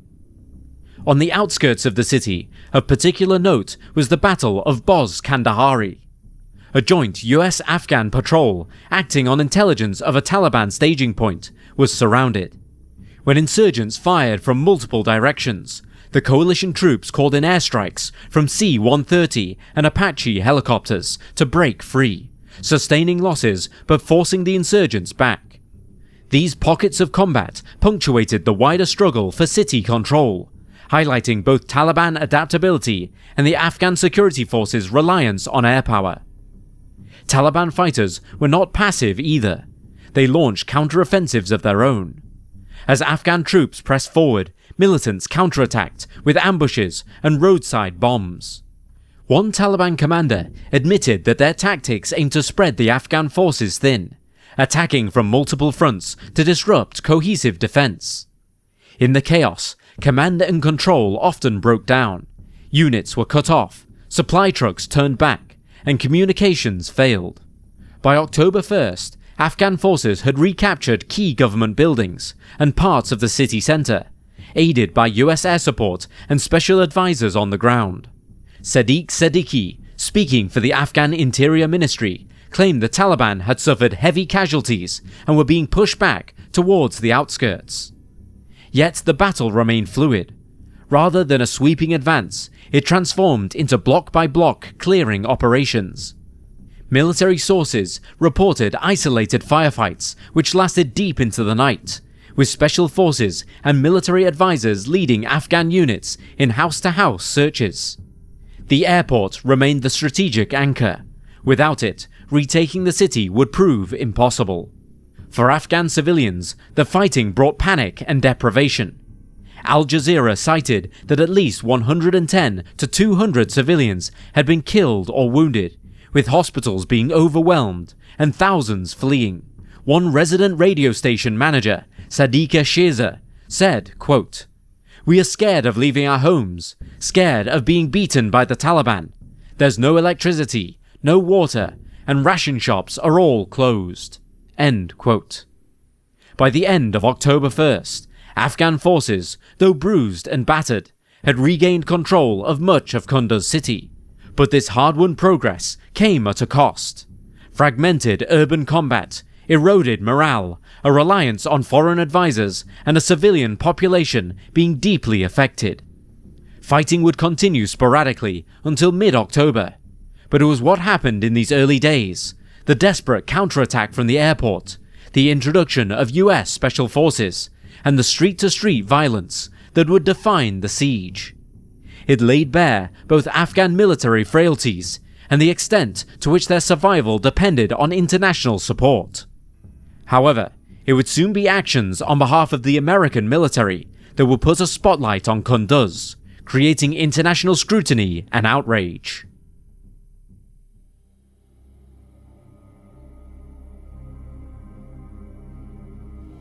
In the early hours of October 3rd, 2015, as Afghan forces, backed by US advisors, continued to push into Kunduz city, intelligence indicated that Taliban fighters were entrenched within a compound on the city's western edge, rumoured to be used as a command centre or an arms depot. US military planners authorised a strike from an AC-130U Spectre gunship, a highly accurate, low-altitude aircraft designed for close air support in urban combat. The aim was to eliminate insurgent positions and to safeguard advancing Afghan troops near the building for the National Directorate of Security. The crew of the American gunship reportedly received coordinates and a description of the target by Afghan special forces. This intelligence proved fatally flawed, however. The aircraft arrived over east-central Kunduz shortly before 6 AM local time. Navigational equipment had malfunctioned, communication systems were down, and the crew believed they'd been hit by a rocket, forcing them off their intended path. In this confusion, they mistook the Médecins Sans Frontières, or MSF Trauma Center, a Doctors Without Borders hospital, located roughly 300 meters from the intended target, for the enemy compound, described in the mission brief. Between 0608 and 0715, the gunship unleashed a barrage of 105mm cannon rounds on the hospital, pummeling the facility for over an hour, firing a total of 211 shells. The blast demolished the intensive care unit, the operating theatres, and wards where 105 patients and 80 staff had taken sanctuary. Staff and patients were trapped in a nightmare. The MSF details the heart-wrenching scene, quote, "Our patients burned in their beds. Our medical staff were decapitated or lost limbs. Others were shot from the air while they fled the burning building." End quote. Helmand Nagarathnam, the head of programs for MSF in northern Afghanistan, describes his experience as survivors raced towards bunkers while being pursued by the bombardment. Quote, "The bombs hit, and then we heard the plane circle round. There was a pause, then more bombs hit. This happened again and again. When I made it out of the office, the main hospital building was engulfed in flames. Those people that could had moved quickly to the building's 2 bunkers to seek safety, but patients who were unable to escape burned to death as they lay in their beds." End quote. By the time the airstrike had ended at 0715, at least 42 people were dead, including 24 patients, 14 staff, and 4 other civilians, with dozens more being wounded. Prior to the attack, the hospital had meticulously shared its GPS coordinates repeatedly with United States, Afghan, and NATO authorities. MSF emphasized that no armed combatants were present inside, only wounded civilians, with no Taliban fighters using the facility as cover. But despite these precautions, the bombardment still went ahead. There were even multiple urgent distress calls made from MSF staff directly to the Resolute Support headquarters, but still, the bombing did not stop. The attack carried on for 17 minutes after the first warning had reached the military HQ, yet by then, the AC-130 had finished its strike. MSF denounced the attack as a war crime, demanding an independent inquiry. An official US military investigation took place in November, led by General John Campbell. He described the event as a tragic mistake, going on to attribute the disaster to, quote, "human error compounded by systems and procedural failures." End quote. He also cites misidentified target coordinates, malfunctioning communications, and the absence of no strike data aboard the aircraft.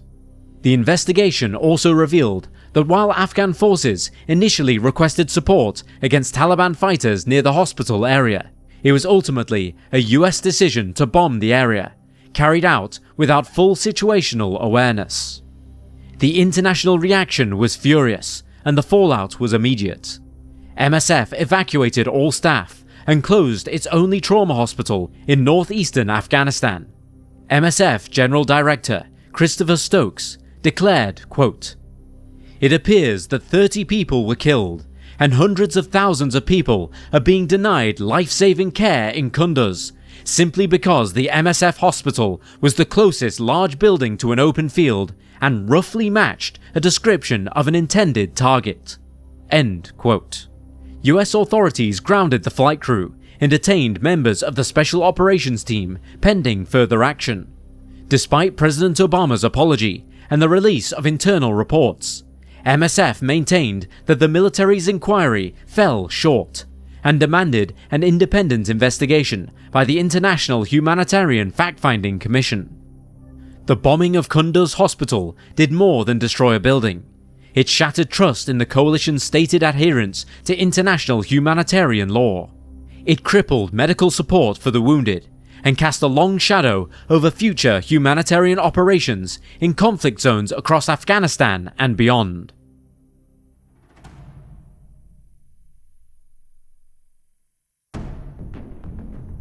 By mid-October 2015, after a brutal 2 weeks of combat, Afghan security forces, bolstered by US air power and tactical advisors, had largely retaken Kunduz.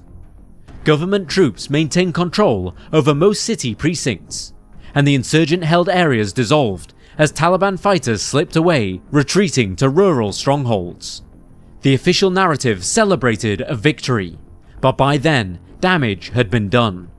Among the legacies were staggering human and material costs. According to UN assessments, at least 848 civilians were killed or injured during the siege. Entire neighborhoods lay in ruins. Shops, schools, and homes were reduced to rubble. The UN also reported that over 100,000 people were displaced, some fleeing into neighboring provinces, others huddled in IDP camps under harrowing conditions. Damage to local infrastructure also amplified the impact to this once bustling northern hub.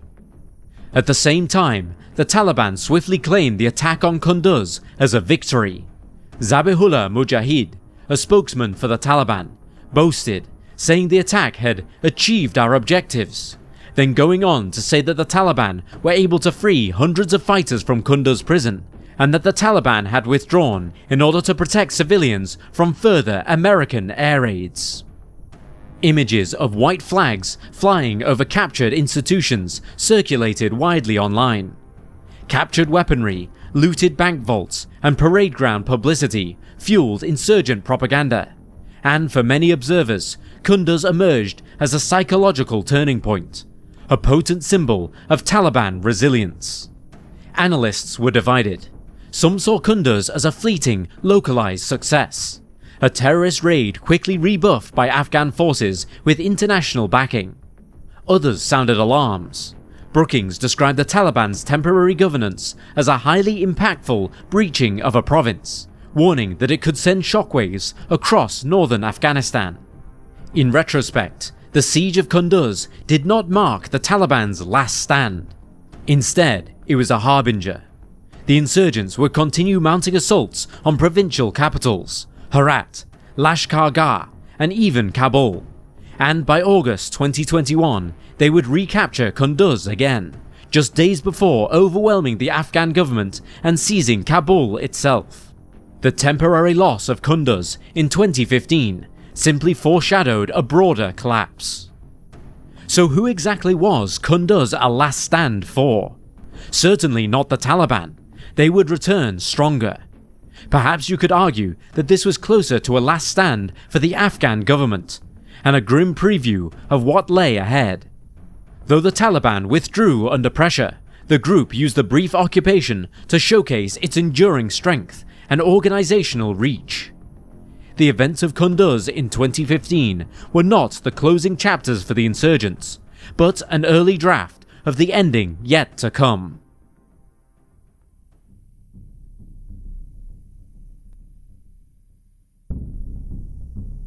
The brief 2015 occupation would, in reality, be a precursor for the Taliban victory over Kunduz in 2021, followed by the collapse of the Afghan government and the Taliban takeover in Kabul.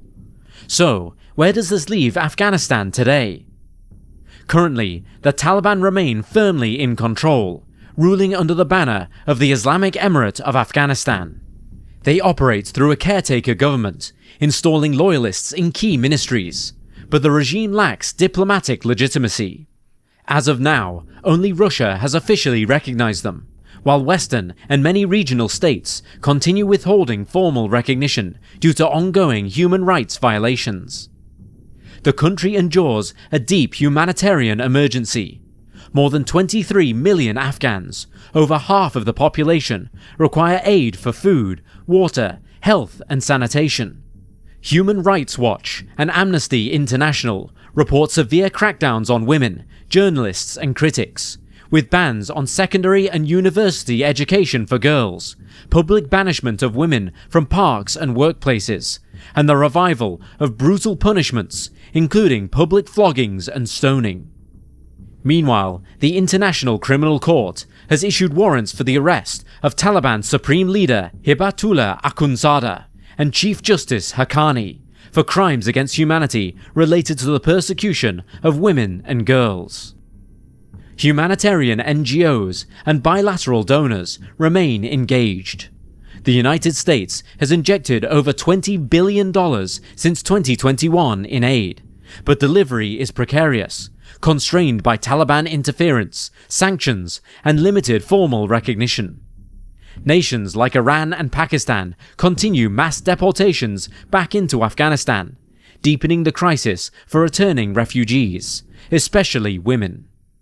Security within Afghanistan has become a complex mosaic. While the Taliban face insurgent challenges, such as IS Khorasan, Tehrik-e-Taliban Pakistan, and the National Resistance Front, they have largely consolidated control over state structures. The economy has shrunk by 30 to 35% since the takeover and remains reliant on aid, but large-scale civil war has subsided. The fall and recapture of Kunduz in 2015 was a warning disguised as a turning point. It revealed the fragility of the Afghan state, the limits of international strategy, and the Taliban's evolving approach to warfare. Yet even then, few could have predicted that just 6 years later, the same group would retake not just Kunduz, but the capital Kabul, and reclaim the reins of power over the entire country.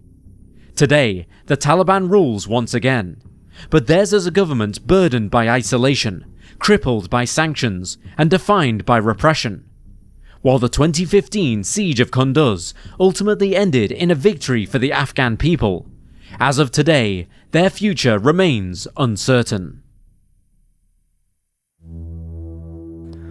On Sunday, 15th of August 2021, after an almost 20-year-long absence, the Taliban recaptured the Afghan capital city of Kabul. As the US-led coalition withdrew, the Taliban regrouped and began expanding outward once again, facing little opposition from the Afghan National Army that had been trained and equipped by Western forces. The Taliban only grew bolder and began an almost blitzkrieg-style campaign to retake villages, towns, cities, and then entire provinces, until they were once again in near total control of a land that has seemingly known only bloodshed for the better part of 50 years. The story of the Taliban is the story of Afghanistan in the late 20th and early 21st centuries, cloaked in Islamic ideology that many of the most prominent Muslim countries have moved on from. Afghanistan under the Taliban was always the land that resisted the influence of outsiders with tenacity, ferocity, and always in blood. The attempts by the great powers of the world to bring Afghanistan more in line culturally with the wider world perspective, particularly concerning the treatment of women and the application of science and technology, has presented an arena where the tools of the modern world waged war with the determination of the old. Yet almost every foreign power that has gotten involved with Afghanistan has ultimately failed in its mission there, leading Afghanistan to become known as the graveyard of empires. In this, the first part of a two-part special, we are going to examine the modern history of Afghanistan, investigate the origins and ideology of the Taliban, and chart their rise, fall, and return to power.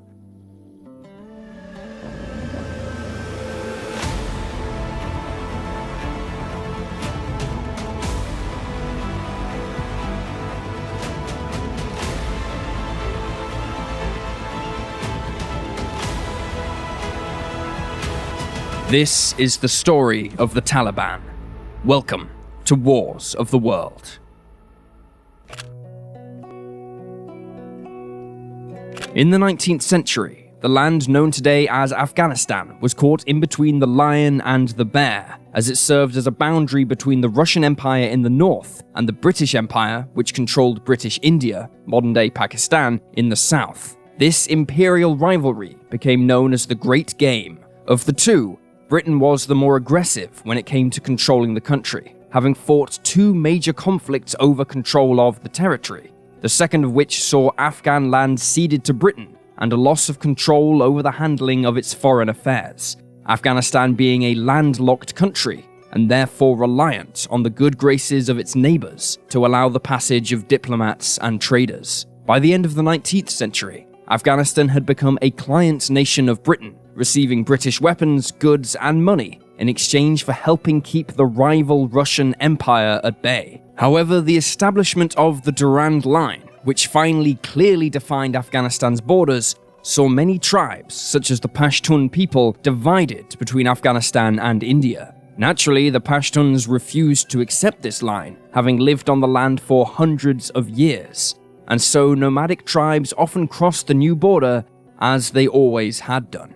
By the second decade of the 20th century, Afghanistan was a country of two worlds, with the old tribal ways existing in the countryside, while in the cities such as the capital Kabul, more modern concepts of statehood under King Habibullah flourished. Afghanistan's ruling class were now tired of having to live under the insult of being a puppet of the British, and demanded full independence. It would not be until after Habibullah was assassinated by his son, Amanullah, who then took the throne from his elder brother after having reigned for just 1 week, that Afghanistan declared its independence. This sparked the Third Anglo-Afghan War, beginning on May 6, 1919, which would last 2 years, after which Afghanistan earned its independence. However, peace did not come to Afghanistan for Amanullah, who wanted to have total rule over his kingdom, and that meant shifting power away from tribal and religious leaders, who naturally opposed such a move. Thus, throughout his short reign, Amanullah fought a series of uprisings opposed to his reforms, even when those reforms benefited the people, such as giving ordinary Afghans greater levels of education and the right to own land. Amanullah was toppled from power in 1929, and after a brief power struggle, Nadir Khan would emerge victorious and seize the throne. Khan allowed the tribal leaders to retain much of their power, but he still had to contend with dissent among some ethnic communities, and in 1933 he was assassinated and succeeded by his son, Zahir. Zahir's reign would last significantly longer than his father's, but was marked by ideological upheaval, spurred on by his uncles, who were successive prime ministers in his government. In 1955, Zahir's cousin Dawood took the role of prime minister, and he convinced the king to turn to the Soviet Union for military aid. Then in 1963, Zahir carried out his boldest move yet, when he tried to develop a constitutional monarchy under the policy of the New Democracy, which lasted from 1964 to 1973. During this time, intellectuals enjoyed greater freedom, while women began to enter the workplace and government. However, despite the name, legislation governing the establishment of political parties in Afghanistan failed to materialize. In 1973, Dawood led a coup against Zahir, supported by the military and the Soviet Union, and he took effective control of the government.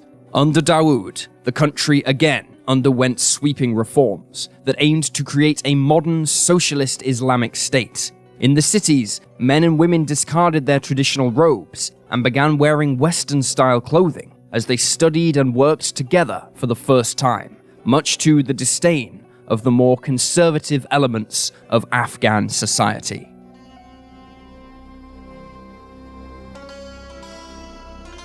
Just 5 years after taking power, Dawood lost it all when he faced his own coup on April 27, 1978, at the hands of the communist Afghanistan's People's Democratic Party, or APDA, who crucially inspired the military to join them. In the wake of the coup, the APDA then found itself torn on what to do now it had the power, and two factions arose within its ranks. In the end, the faction led by Nur Muhammad Taraki emerged victorious and expelled those in the party who would not follow him. Taraki instigated even more radical reforms for Afghanistan, imposing a strict socialist regime supported by the neighboring Soviet Union. As this was the height of the Cold War between East and West, the United States were deeply troubled by the links between Taraki's government and the Soviets, and what this would mean for the region. And so when local leaders in Afghanistan opposed Taraki's reforms, they were quietly supported by the United States with money and weapons. Recognizing that Taraki's socialist policies often clashed with traditional Islamic norms in Afghanistan, the US encouraged further resistance, claiming that the communists at home and abroad were godless and determined to stamp out Islam. Meanwhile, the Soviet Union, while supporting of Taraki, recognized that he was moving too quickly and implored him to slow his reforms in order to address the growing resentment from the tribal leaders. Taraki refused and was soon facing uprisings, not only from the countryside, but from within his own military, who helped him seize power. In September of 1979, Afghanistan was on the verge of a full-blown civil war when Taraki was assassinated by a rival in the APDA by the name of Hafizullah Amin, who took the reins of power. Amin entered into negotiations with the United States for assistance in restoring order, which of course pleased Washington, but horrified Moscow. If Afghanistan became an American ally, then American forces could be based on the Soviet Union's southern borders, a potentially serious destabilizing factor in the ongoing Cold War. Thus, to prevent this, on Christmas Eve 1979, to the world's shock, Soviet troops crossed the border into Afghanistan, supported by large numbers of tanks, armored personnel carriers, and combat aircraft. Soviet leader Brezhnev told the world that they had been invited into the country to help restore order, but in reality, they were there to maintain their grip on the land and keep the Americans out.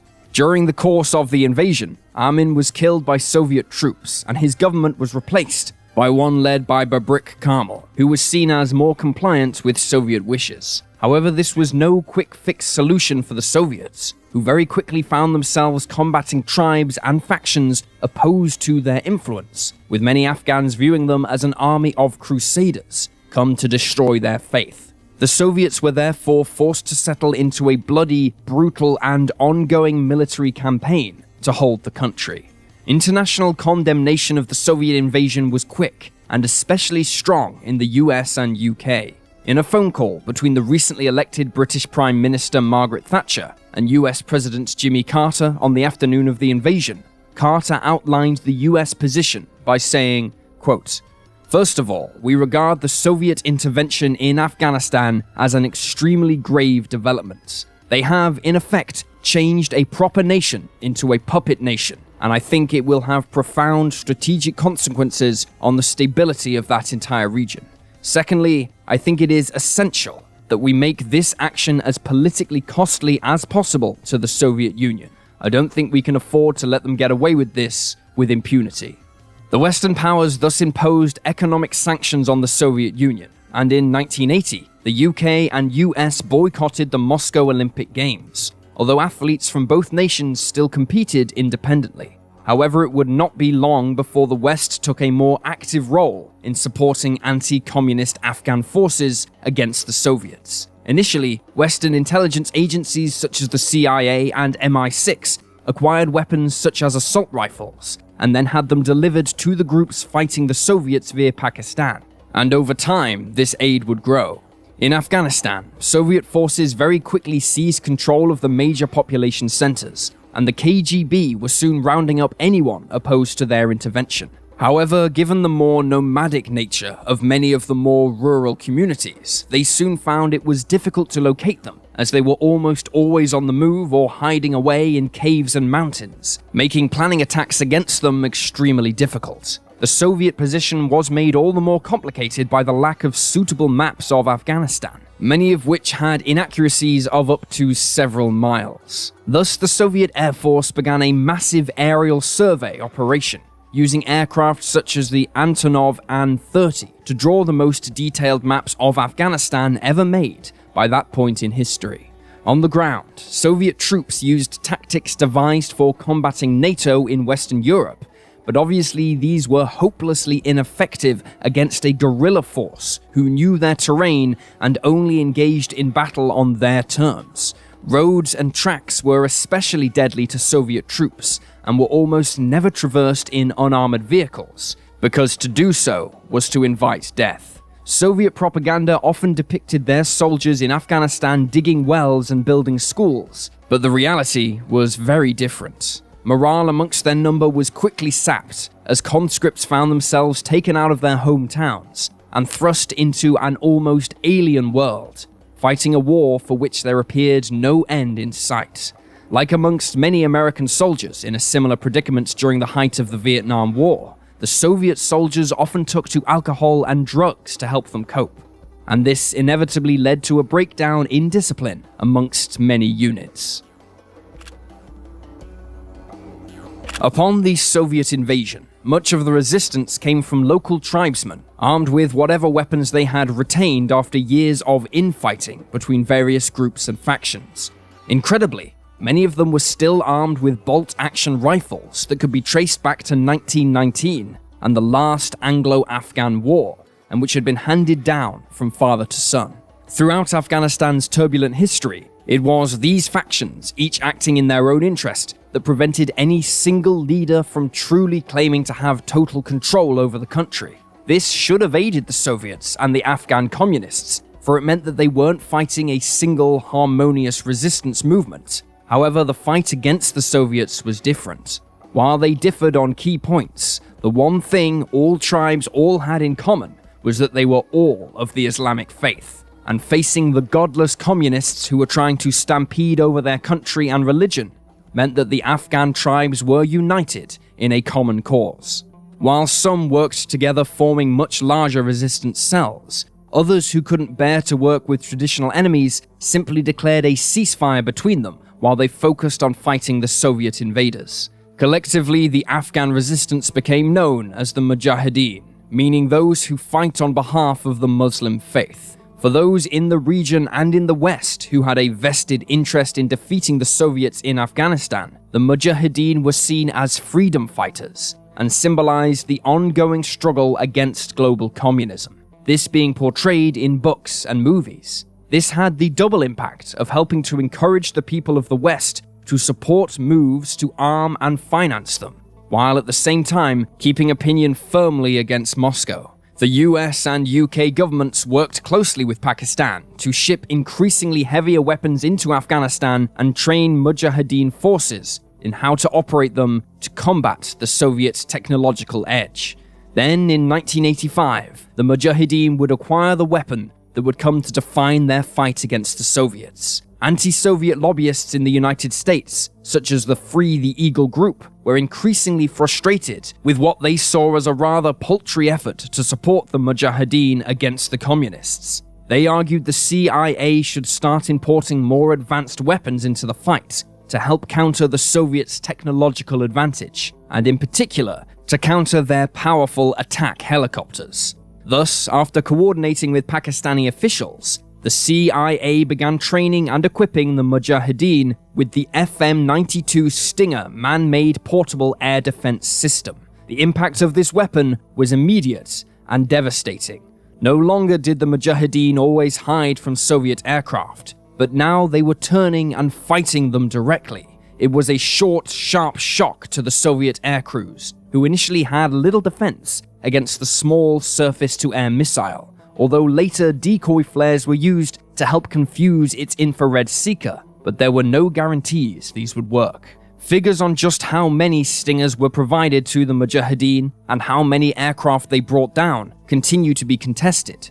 Sources vary from just 500 all the way up to around 2,000, while they are credited with destroying 269 Soviet aircraft, ranging from small helicopters to fast jets and large transport planes.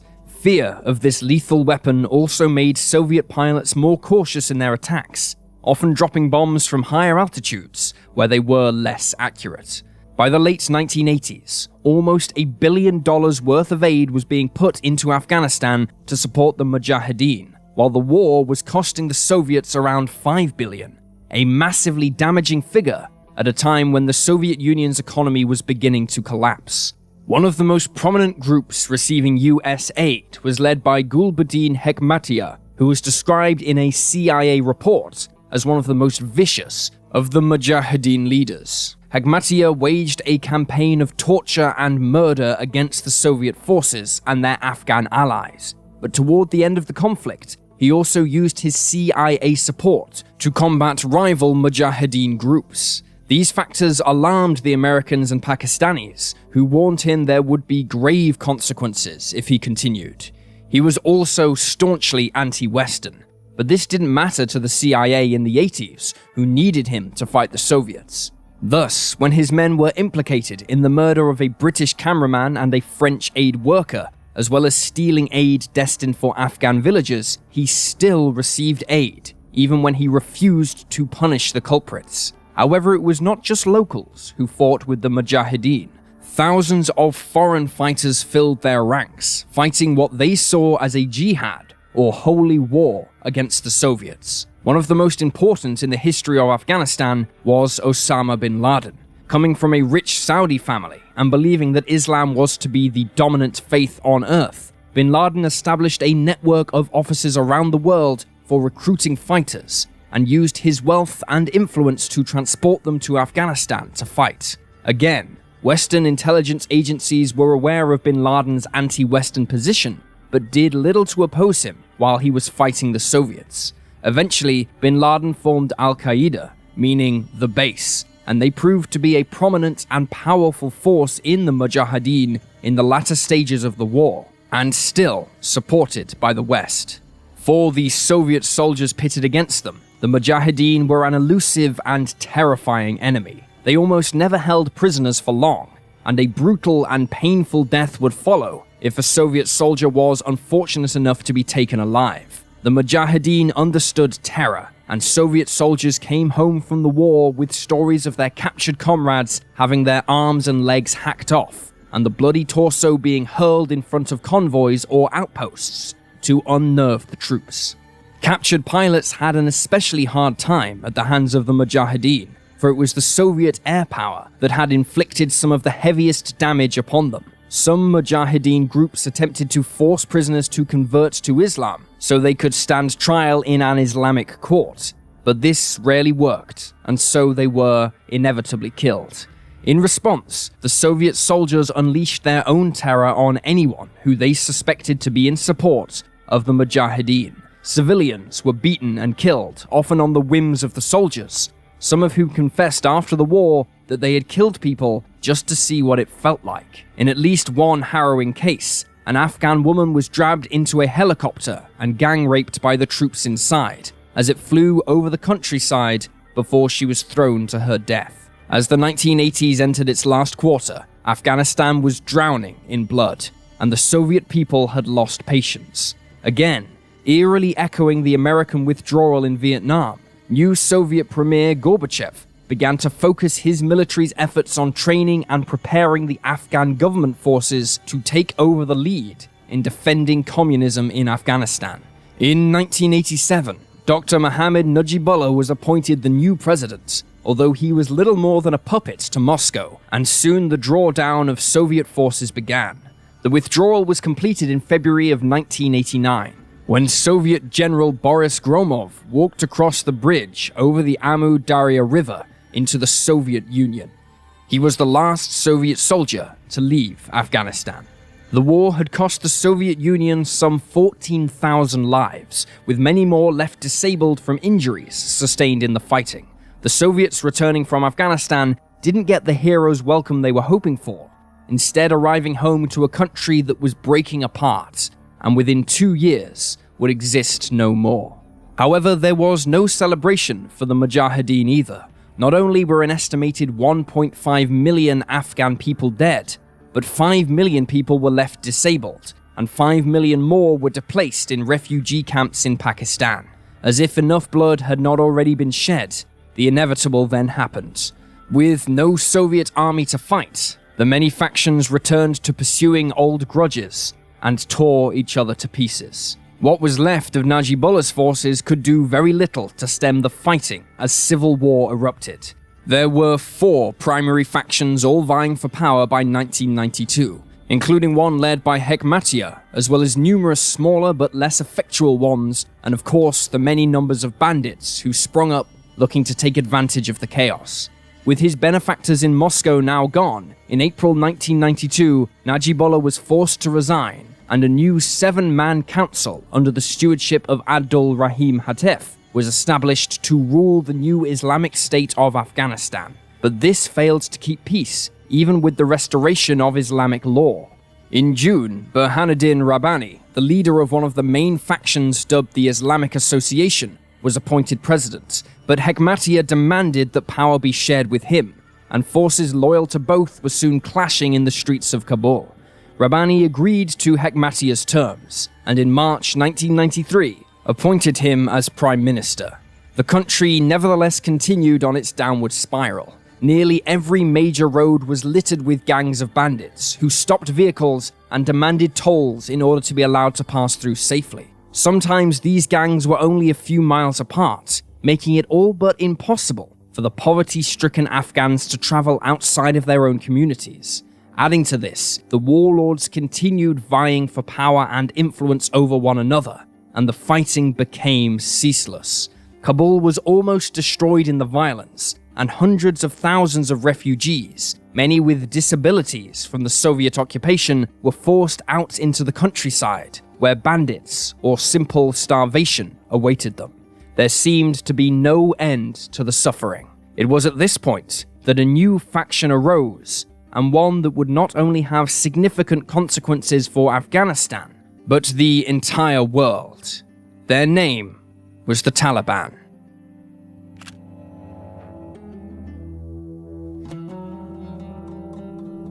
The exact origin of the group that would come to be known as the Taliban is difficult to pinpoint exactly, but most agree that its earliest formation as we know it today took place sometime in 1994. Prior to that, the nucleus of the organization can be traced back to the Pashtun Mujahideen groups that emerged during the war with the Soviets. The founding members had all studied at ultra-conservative Islamic schools under hardline tutors in Afghanistan and Pakistan, who instilled upon them the strictest interpretations of Islamic law and teachings. As such, the founding members decided to adapt the Pashtun word for student as their name, which became Taliban.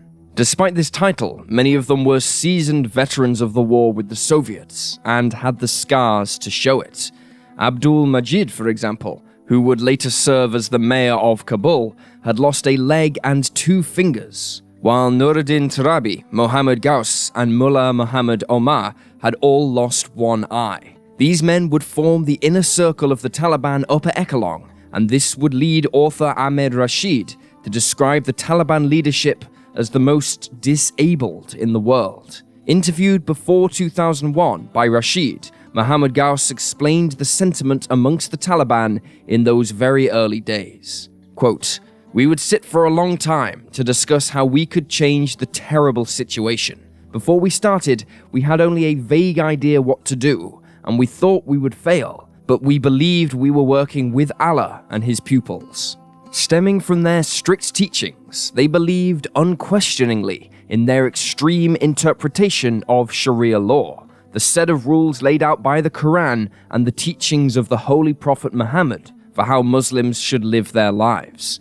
However, the key word here is interpretation, for as Professor Akbar Ahmed, the chair of Islamic Studies at American University in Washington, D.C., explained in August 2021, Sharia means literally the path, which is clearly defined by the Quran.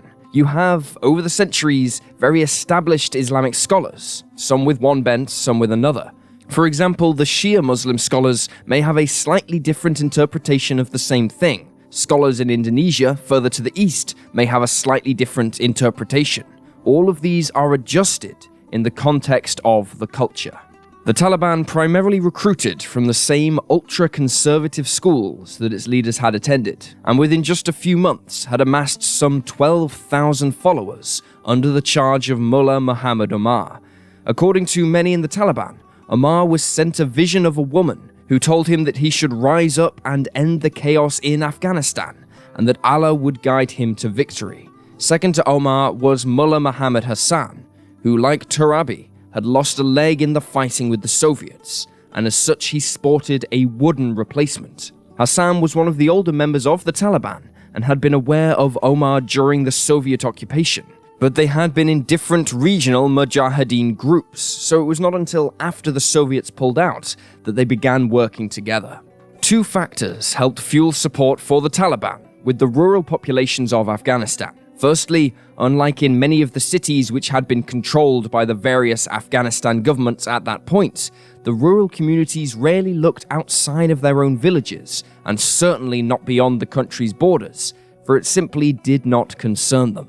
Therefore, they clung to their older, stricter interpretations of Sharia law, longer than the more metropolitan populations, especially when it concerned the treatment of women who were denied education and careers, for it was not necessary in their roles as wives, mothers, and homemakers.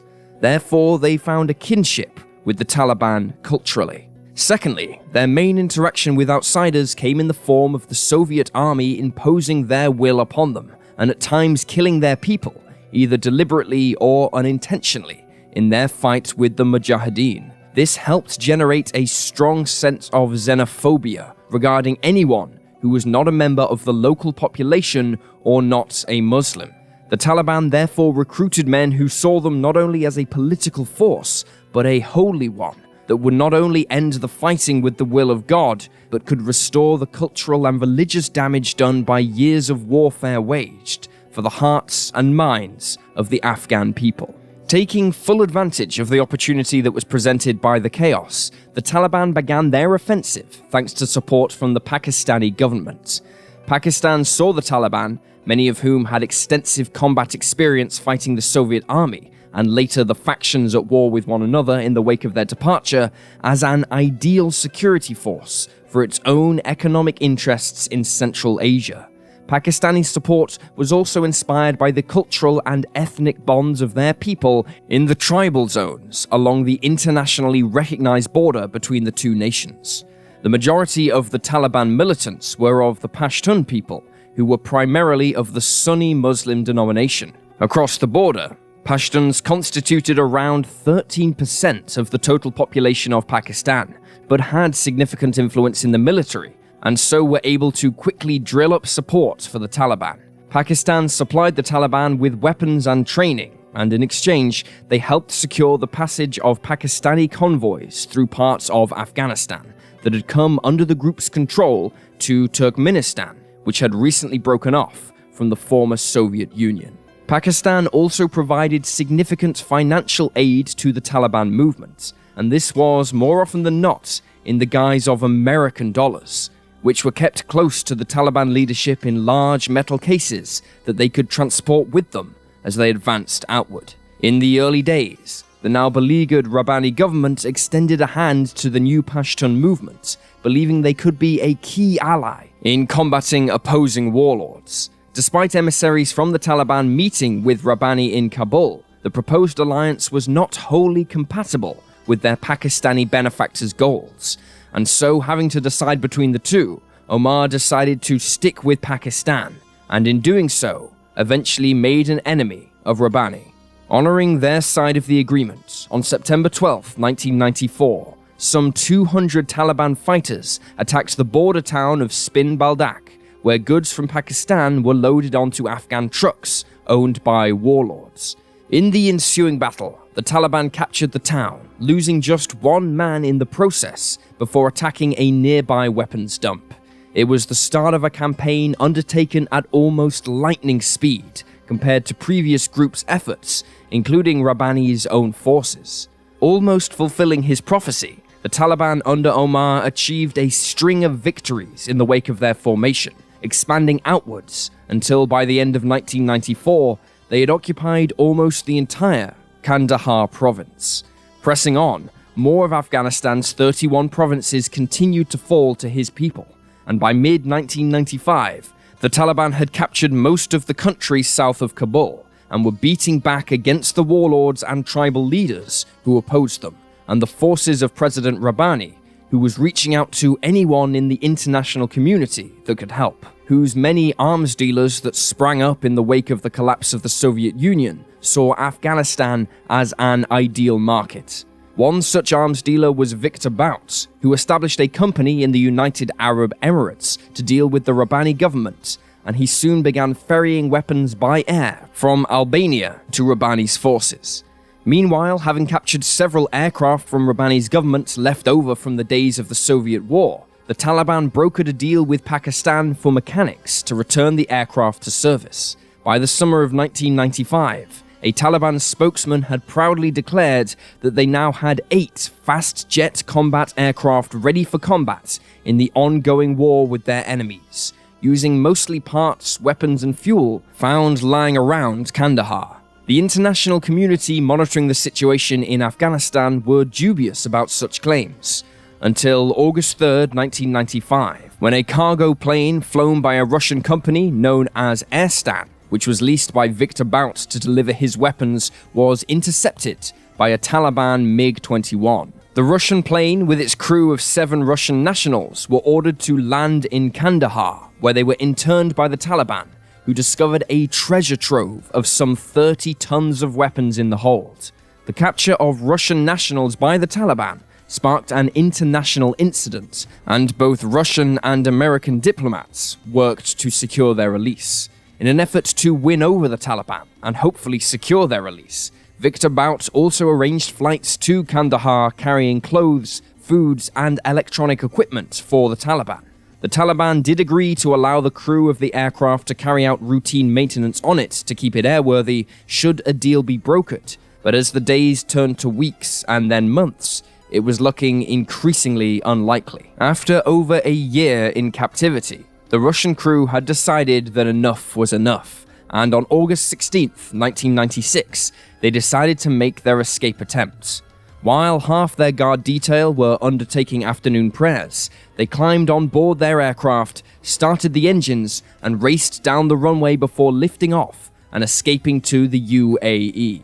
It was a remarkable tale, and one which had given the Taliban a great deal of attention from the world community. But with events in the former Yugoslavia and Chechnya dominating the world's attention, Afghanistan was once again left largely to fight it out amongst themselves, save for a handful of brave international aid workers. Less than 1 month later, Omar, who had been decreed as the commander of the faithful by his followers after he donned a cloak allegedly belonging to the Prophet Muhammad himself, led his forces to triumph when they finally took the capital city, Kabul.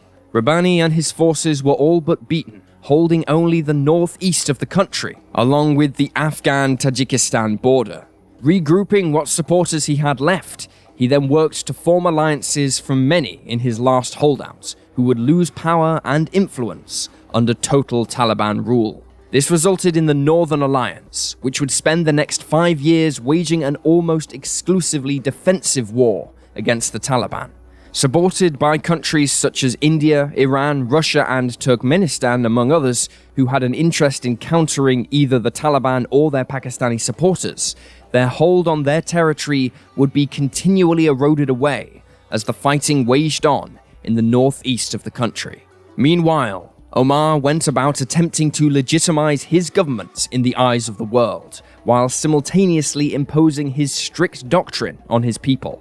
In September of 1996, he declared himself the leader of the new Islamic Emirate of Afghanistan. But while Saudi Arabia, Pakistan, and the United Arab Emirates recognized the new nation, he struggled to gain recognition from the wider world. In an effort to promote his new emirate, in July of 1999, he decreed that the Bamiyan Buddhas, a series of Buddhist statues dating back to the 6th century and a time when Buddhism still existed in Afghanistan, were to be protected.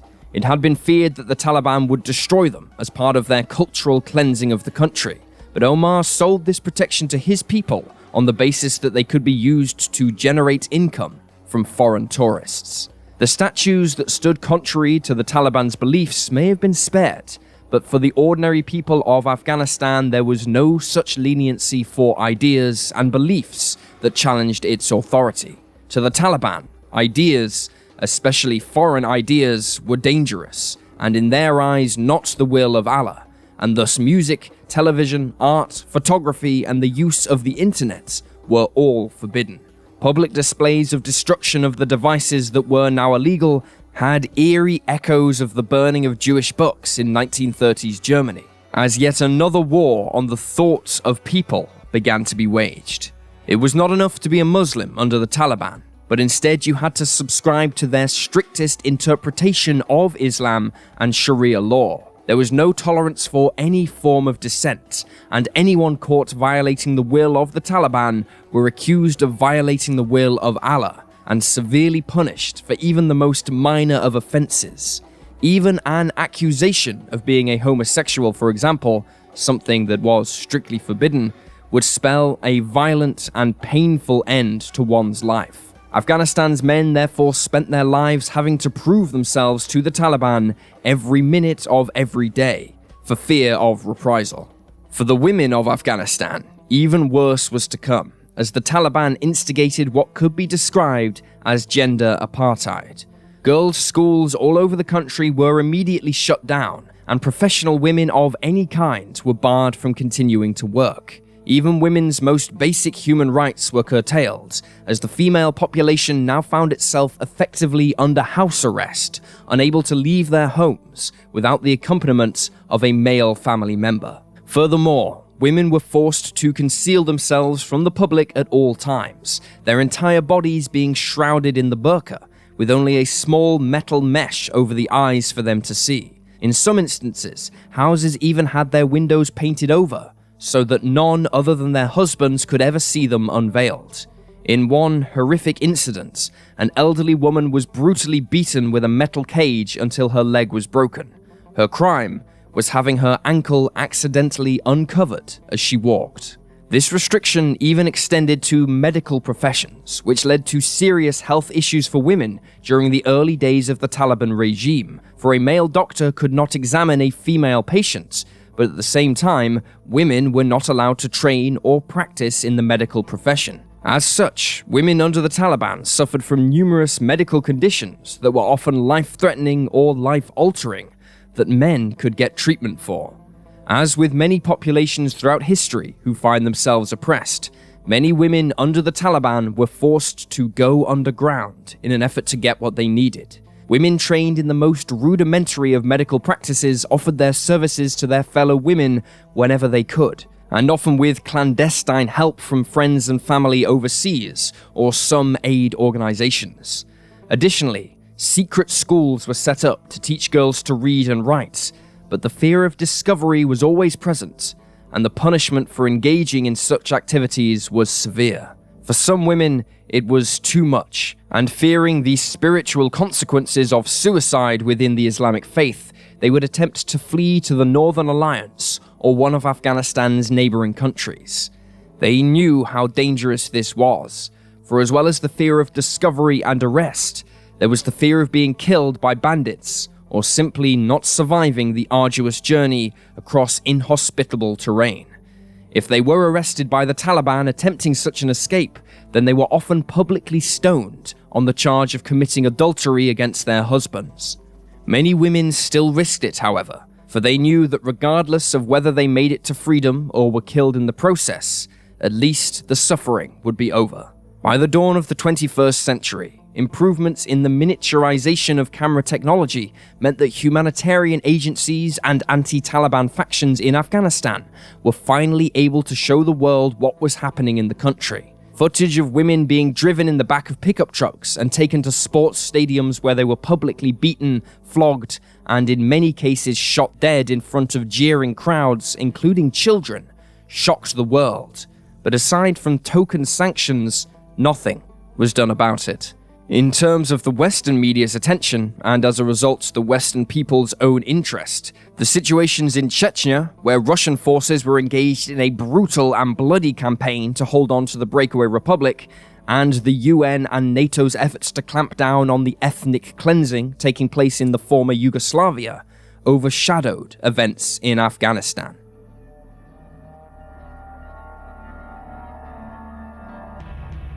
Western intelligence services, on the other hand, were paying much closer attention to Afghanistan, than most of their own people did.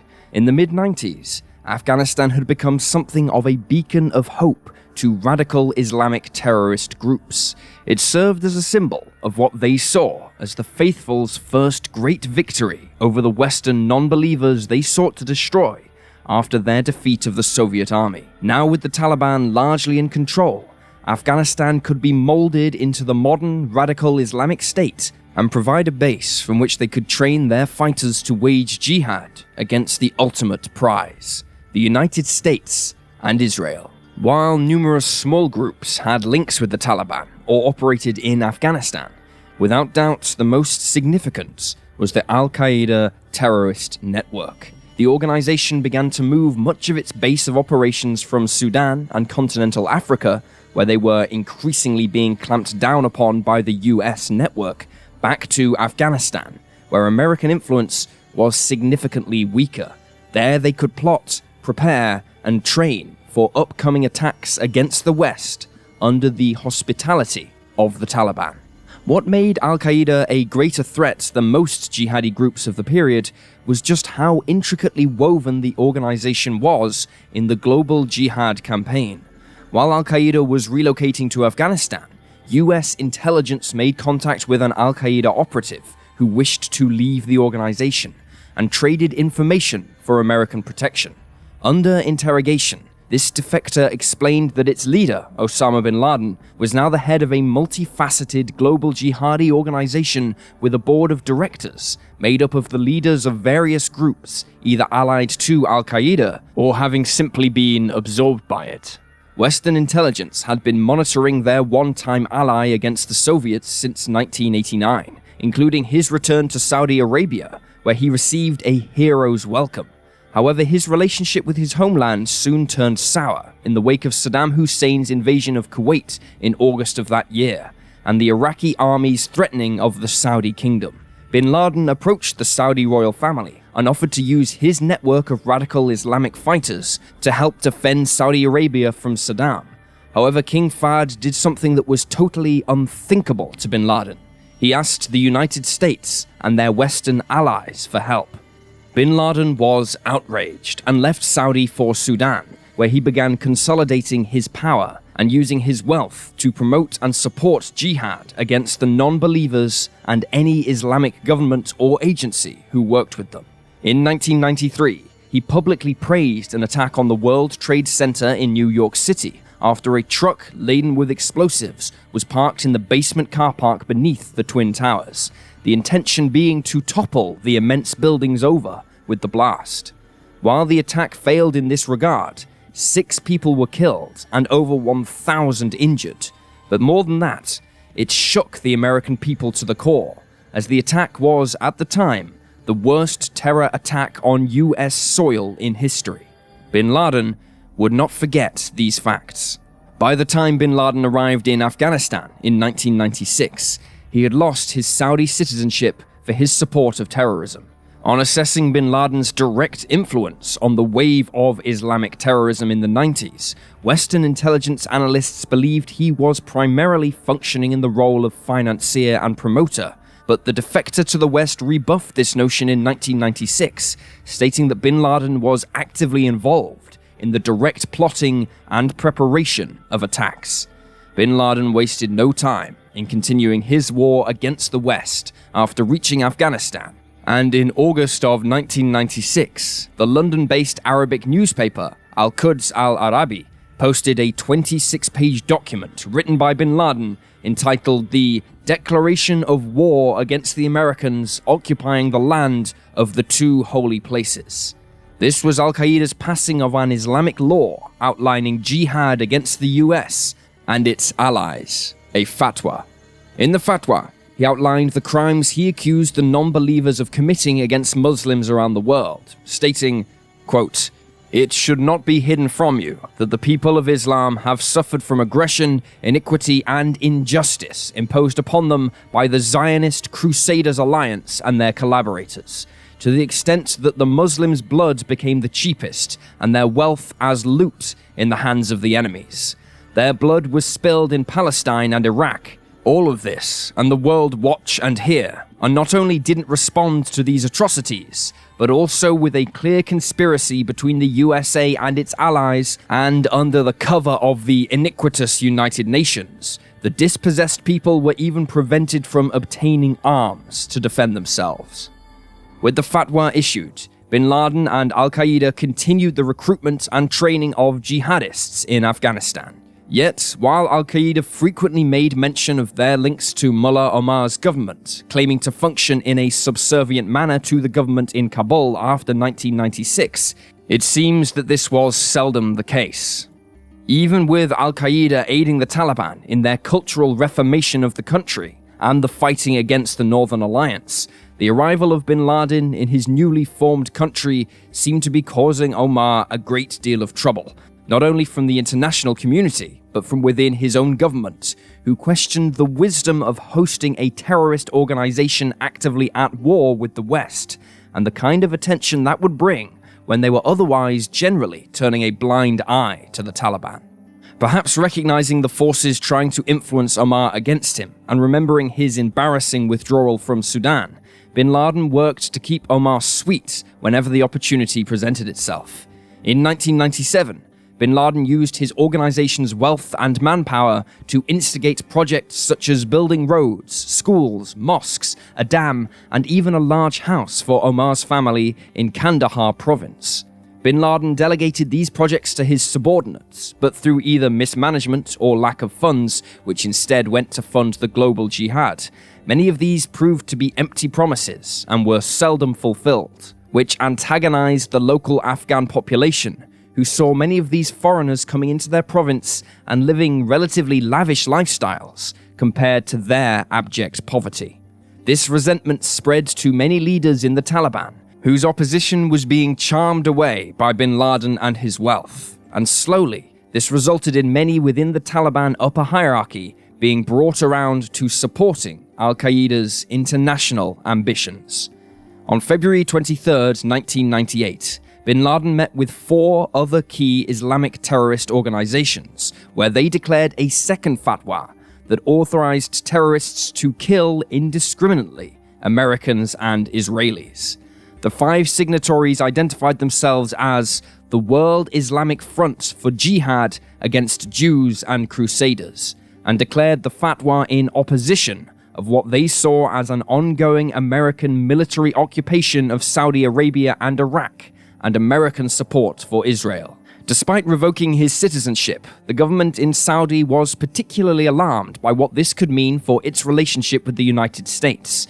And so in June 1998, Prince bin Faisal Al Saud, who was at the time head of the Saudi intelligence, traveled to Afghanistan to meet with Omar. The Saudi prince outlined his country's position on the matter of bin Laden, demanding that either the Taliban expel him and al-Qaeda from their country, or alternatively, hand him over to Saudi authorities, or there would be consequences concerning the relationship between the two nations. To sweeten the offer to Omar, the Saudis provided additional aid to Afghanistan, including 400 new 4x4 pickup trucks, which were used by Taliban forces to move troops and equipment across Afghanistan's harsh terrain in their fight against the Northern Alliance. Omar initially appeared receptive to the deal, and with Saudi Arabia being one of the few countries to formally recognize his government, he knew he needed them on his side. However, by August 1998, the talks had broken down. Upon learning of Tukri's demands, bin Laden openly accused him of being an envoy of the Zionist Crusaders he and his people were at war with. Meanwhile, in the US, the CIA, FBI, and the Pentagon were in the process of exploring plans to kidnap bin Laden in Afghanistan. The prevailing plan concerned hiring local Afghan mercenaries to capture bin Laden and then take him to a pre-arranged location out in the desert. There, a specially modified short takeoff and landing version of the C-130 Hercules cargo plane would land and exchange him for money. After bin Laden was indicted to the US on charges of being linked to attacks on US troops in Somalia in the early 90s, the plan looked as though it would go ahead. But disagreements between the major players and concerns over what to do if something should go wrong, such as the Hercules being shot down, delayed the deployment order until finally it was shelved. Later, the US dropped the charges against bin Laden for the attacks in Somalia.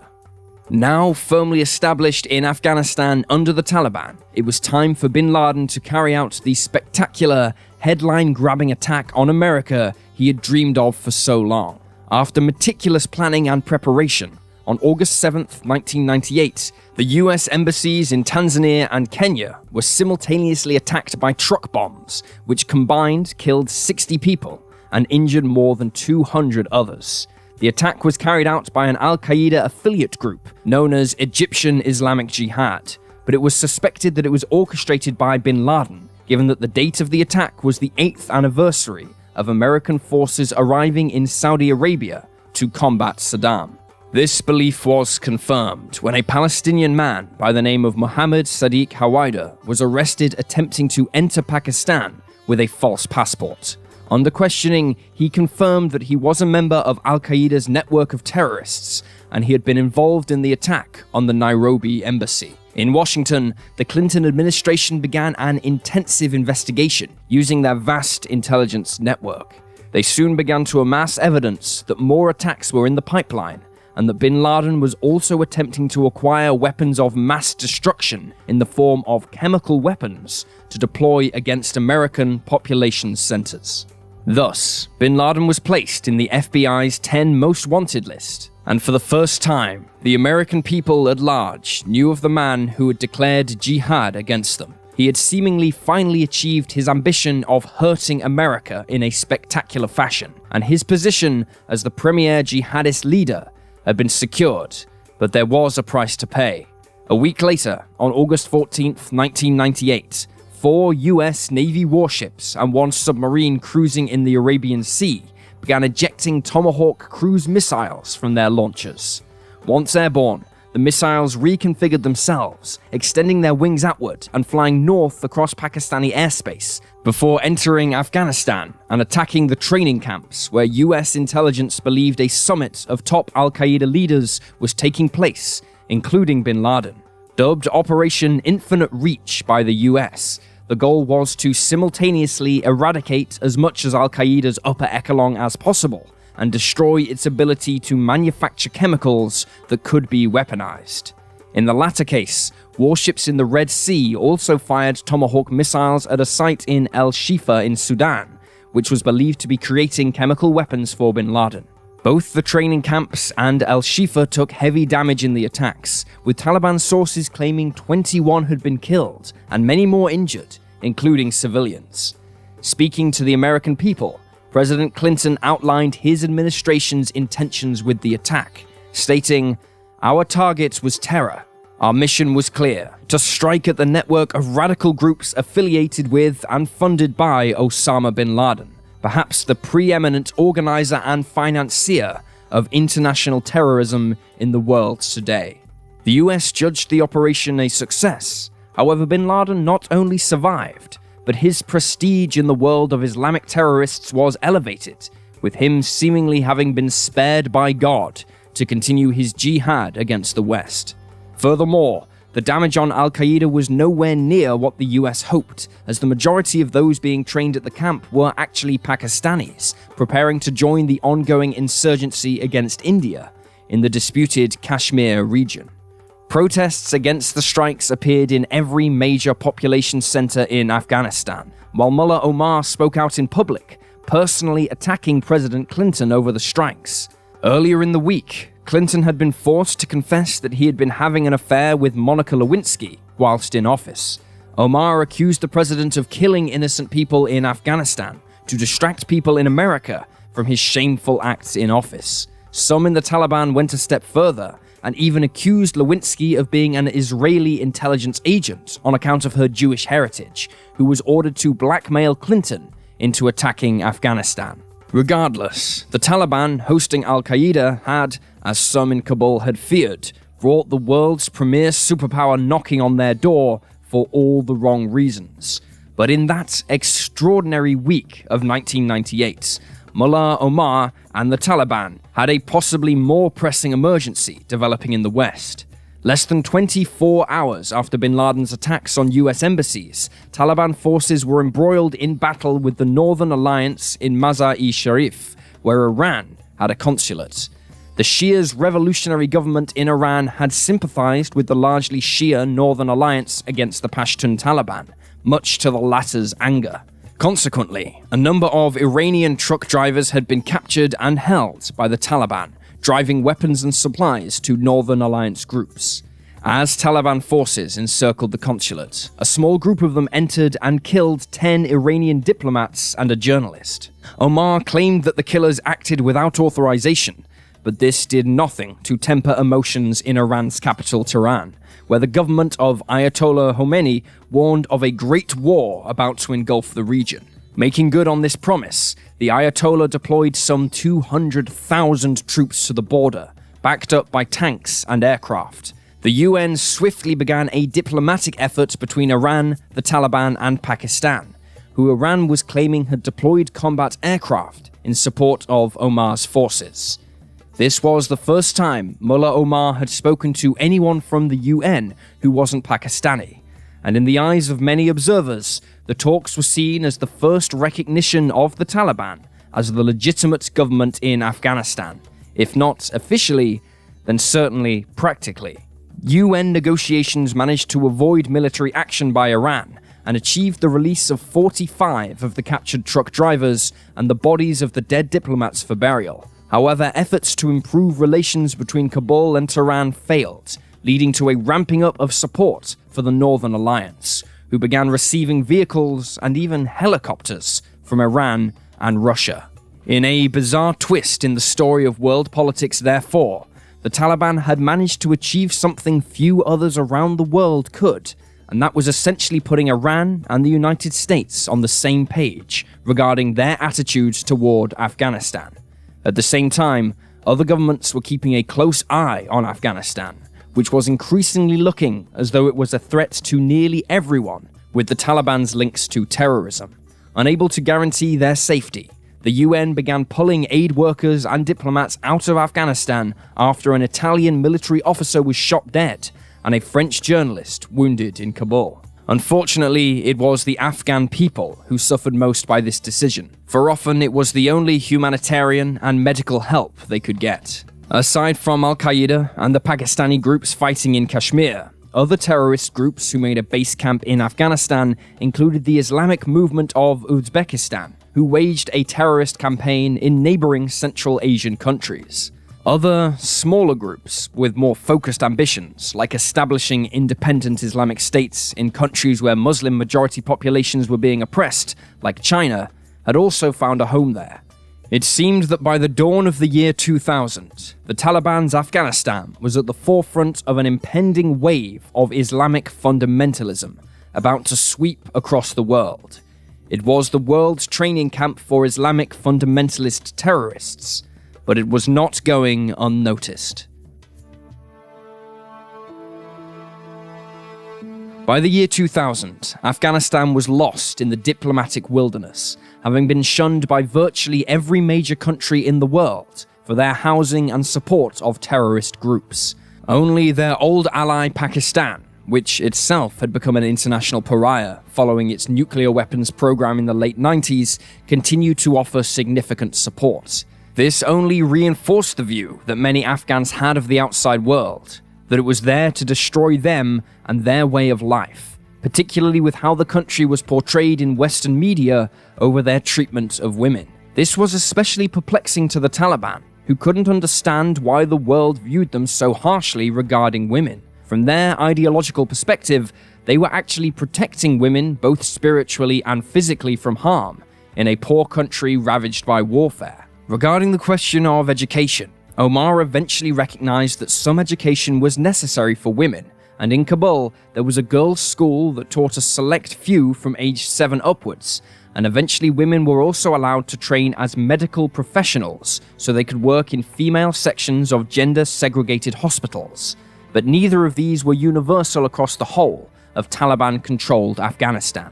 The problem with viewing the Taliban in this period is that it is unfair to compare them to a Western government with federal authority over smaller local governments who deal directly with their people. Instead, the Taliban government was more of a cooperative affair, with tribes and factions agreeing to work with Omar towards his political goals. But these goals were not laws. So while some girls were given basic education in Kabul, the very notion of this happening out in the countryside was dismissed out of hand. Consequently, by 2000, the Taliban found that cracks were beginning to appear in the harmony of the organization. The Taliban's requirements for more and more men to leave their communities to fight against the Northern Alliance quickly bred resentment, as did the Taliban's taxations, both of which sapped local economies and undermined local leaders. Omar always blamed a lack of money and foreign aid that was withheld by the international community for much of the country's hardship. And so, when on January 13th in the year 2000, Taliban guards stole the equivalent of $200,000 from the treasury they were supposed to be guarding, the country's economy came to a shuddering halt for several days. This only further hurt the ordinary Afghans, but organized opposition outside of the fighting up north and the remaining gangs of bandits was few and far between. The Taliban's hand reached into every corner of the country, either through their followers or their religious police, who cracked down brutally on even the most minor infraction of the ways in which the Taliban dictated the people should live. To openly voice dissent was to invite a terrible punishment on the culprit and their family. But Omar had already demonstrated that his grip on his forces was nowhere absolute, a situation worsened by a mass influx of foreign fighters into the country, each with their own ideology and political aims.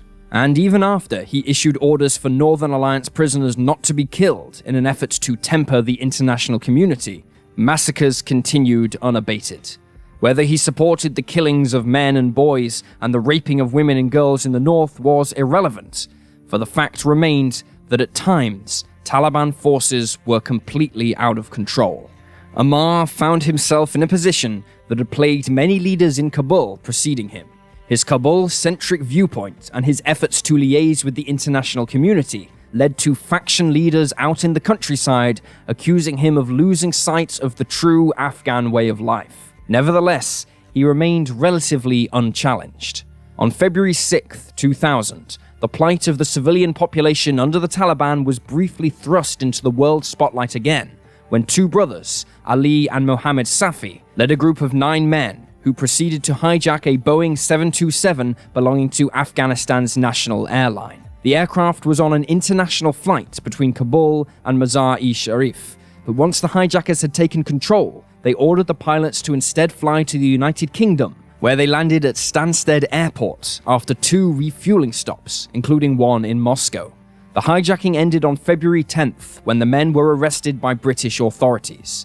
During questioning, the men explained that they had taken this dramatic and dangerous step in order to escape the Taliban regime, and while convicted criminals, it was agreed by a British court that extraditing them back to Afghanistan was a violation of their human rights, as it would certainly be akin to torture and death. In the wake of the hijacking, more attention was paid on the Taliban's treatment of the people under its control and its links to Islamic extremism. Later that year, the country was hit by a serious drought that threatened thousands of Afghan lives, but despite appeals from the Taliban to the international community for aid, only a trickle of what was needed came through, as the prevailing belief was that it would mostly be pilfered by the Taliban for themselves, or that the aid workers would be taken hostage, as happened when a group of Western teachers were arrested and accused of promoting Christianity. Meanwhile, the war with the Northern Alliance waged on, and in July, the Taliban launched a fresh summer offensive against their old enemies north of Kabul. This included a number of Soviet-era tanks and aircraft, yet they proved unable to make any significant gains, and so in July, they launched another offensive to the northeast of the capital city. Their primary objective was to cut off the Northern Alliance's supply lines from Tajikistan, and this saw indiscriminate bombing of civilian population centers suspected of being loyal to their enemy. Some 150,000 Afghan refugees took the dangerous path of attempting to flee to Tajikistan to escape the bombing. In response, the UN placed more and more sanctions on Afghanistan, and thus becoming more and more isolated from the international community. Omar saw no further reason to protect the Bamiyan Buddhas, and on February 26, 2001, he had them destroyed. The world looked on at Afghanistan as a near medieval country, now totally out of control. But again, the Western population viewed the situation as someone else's problem.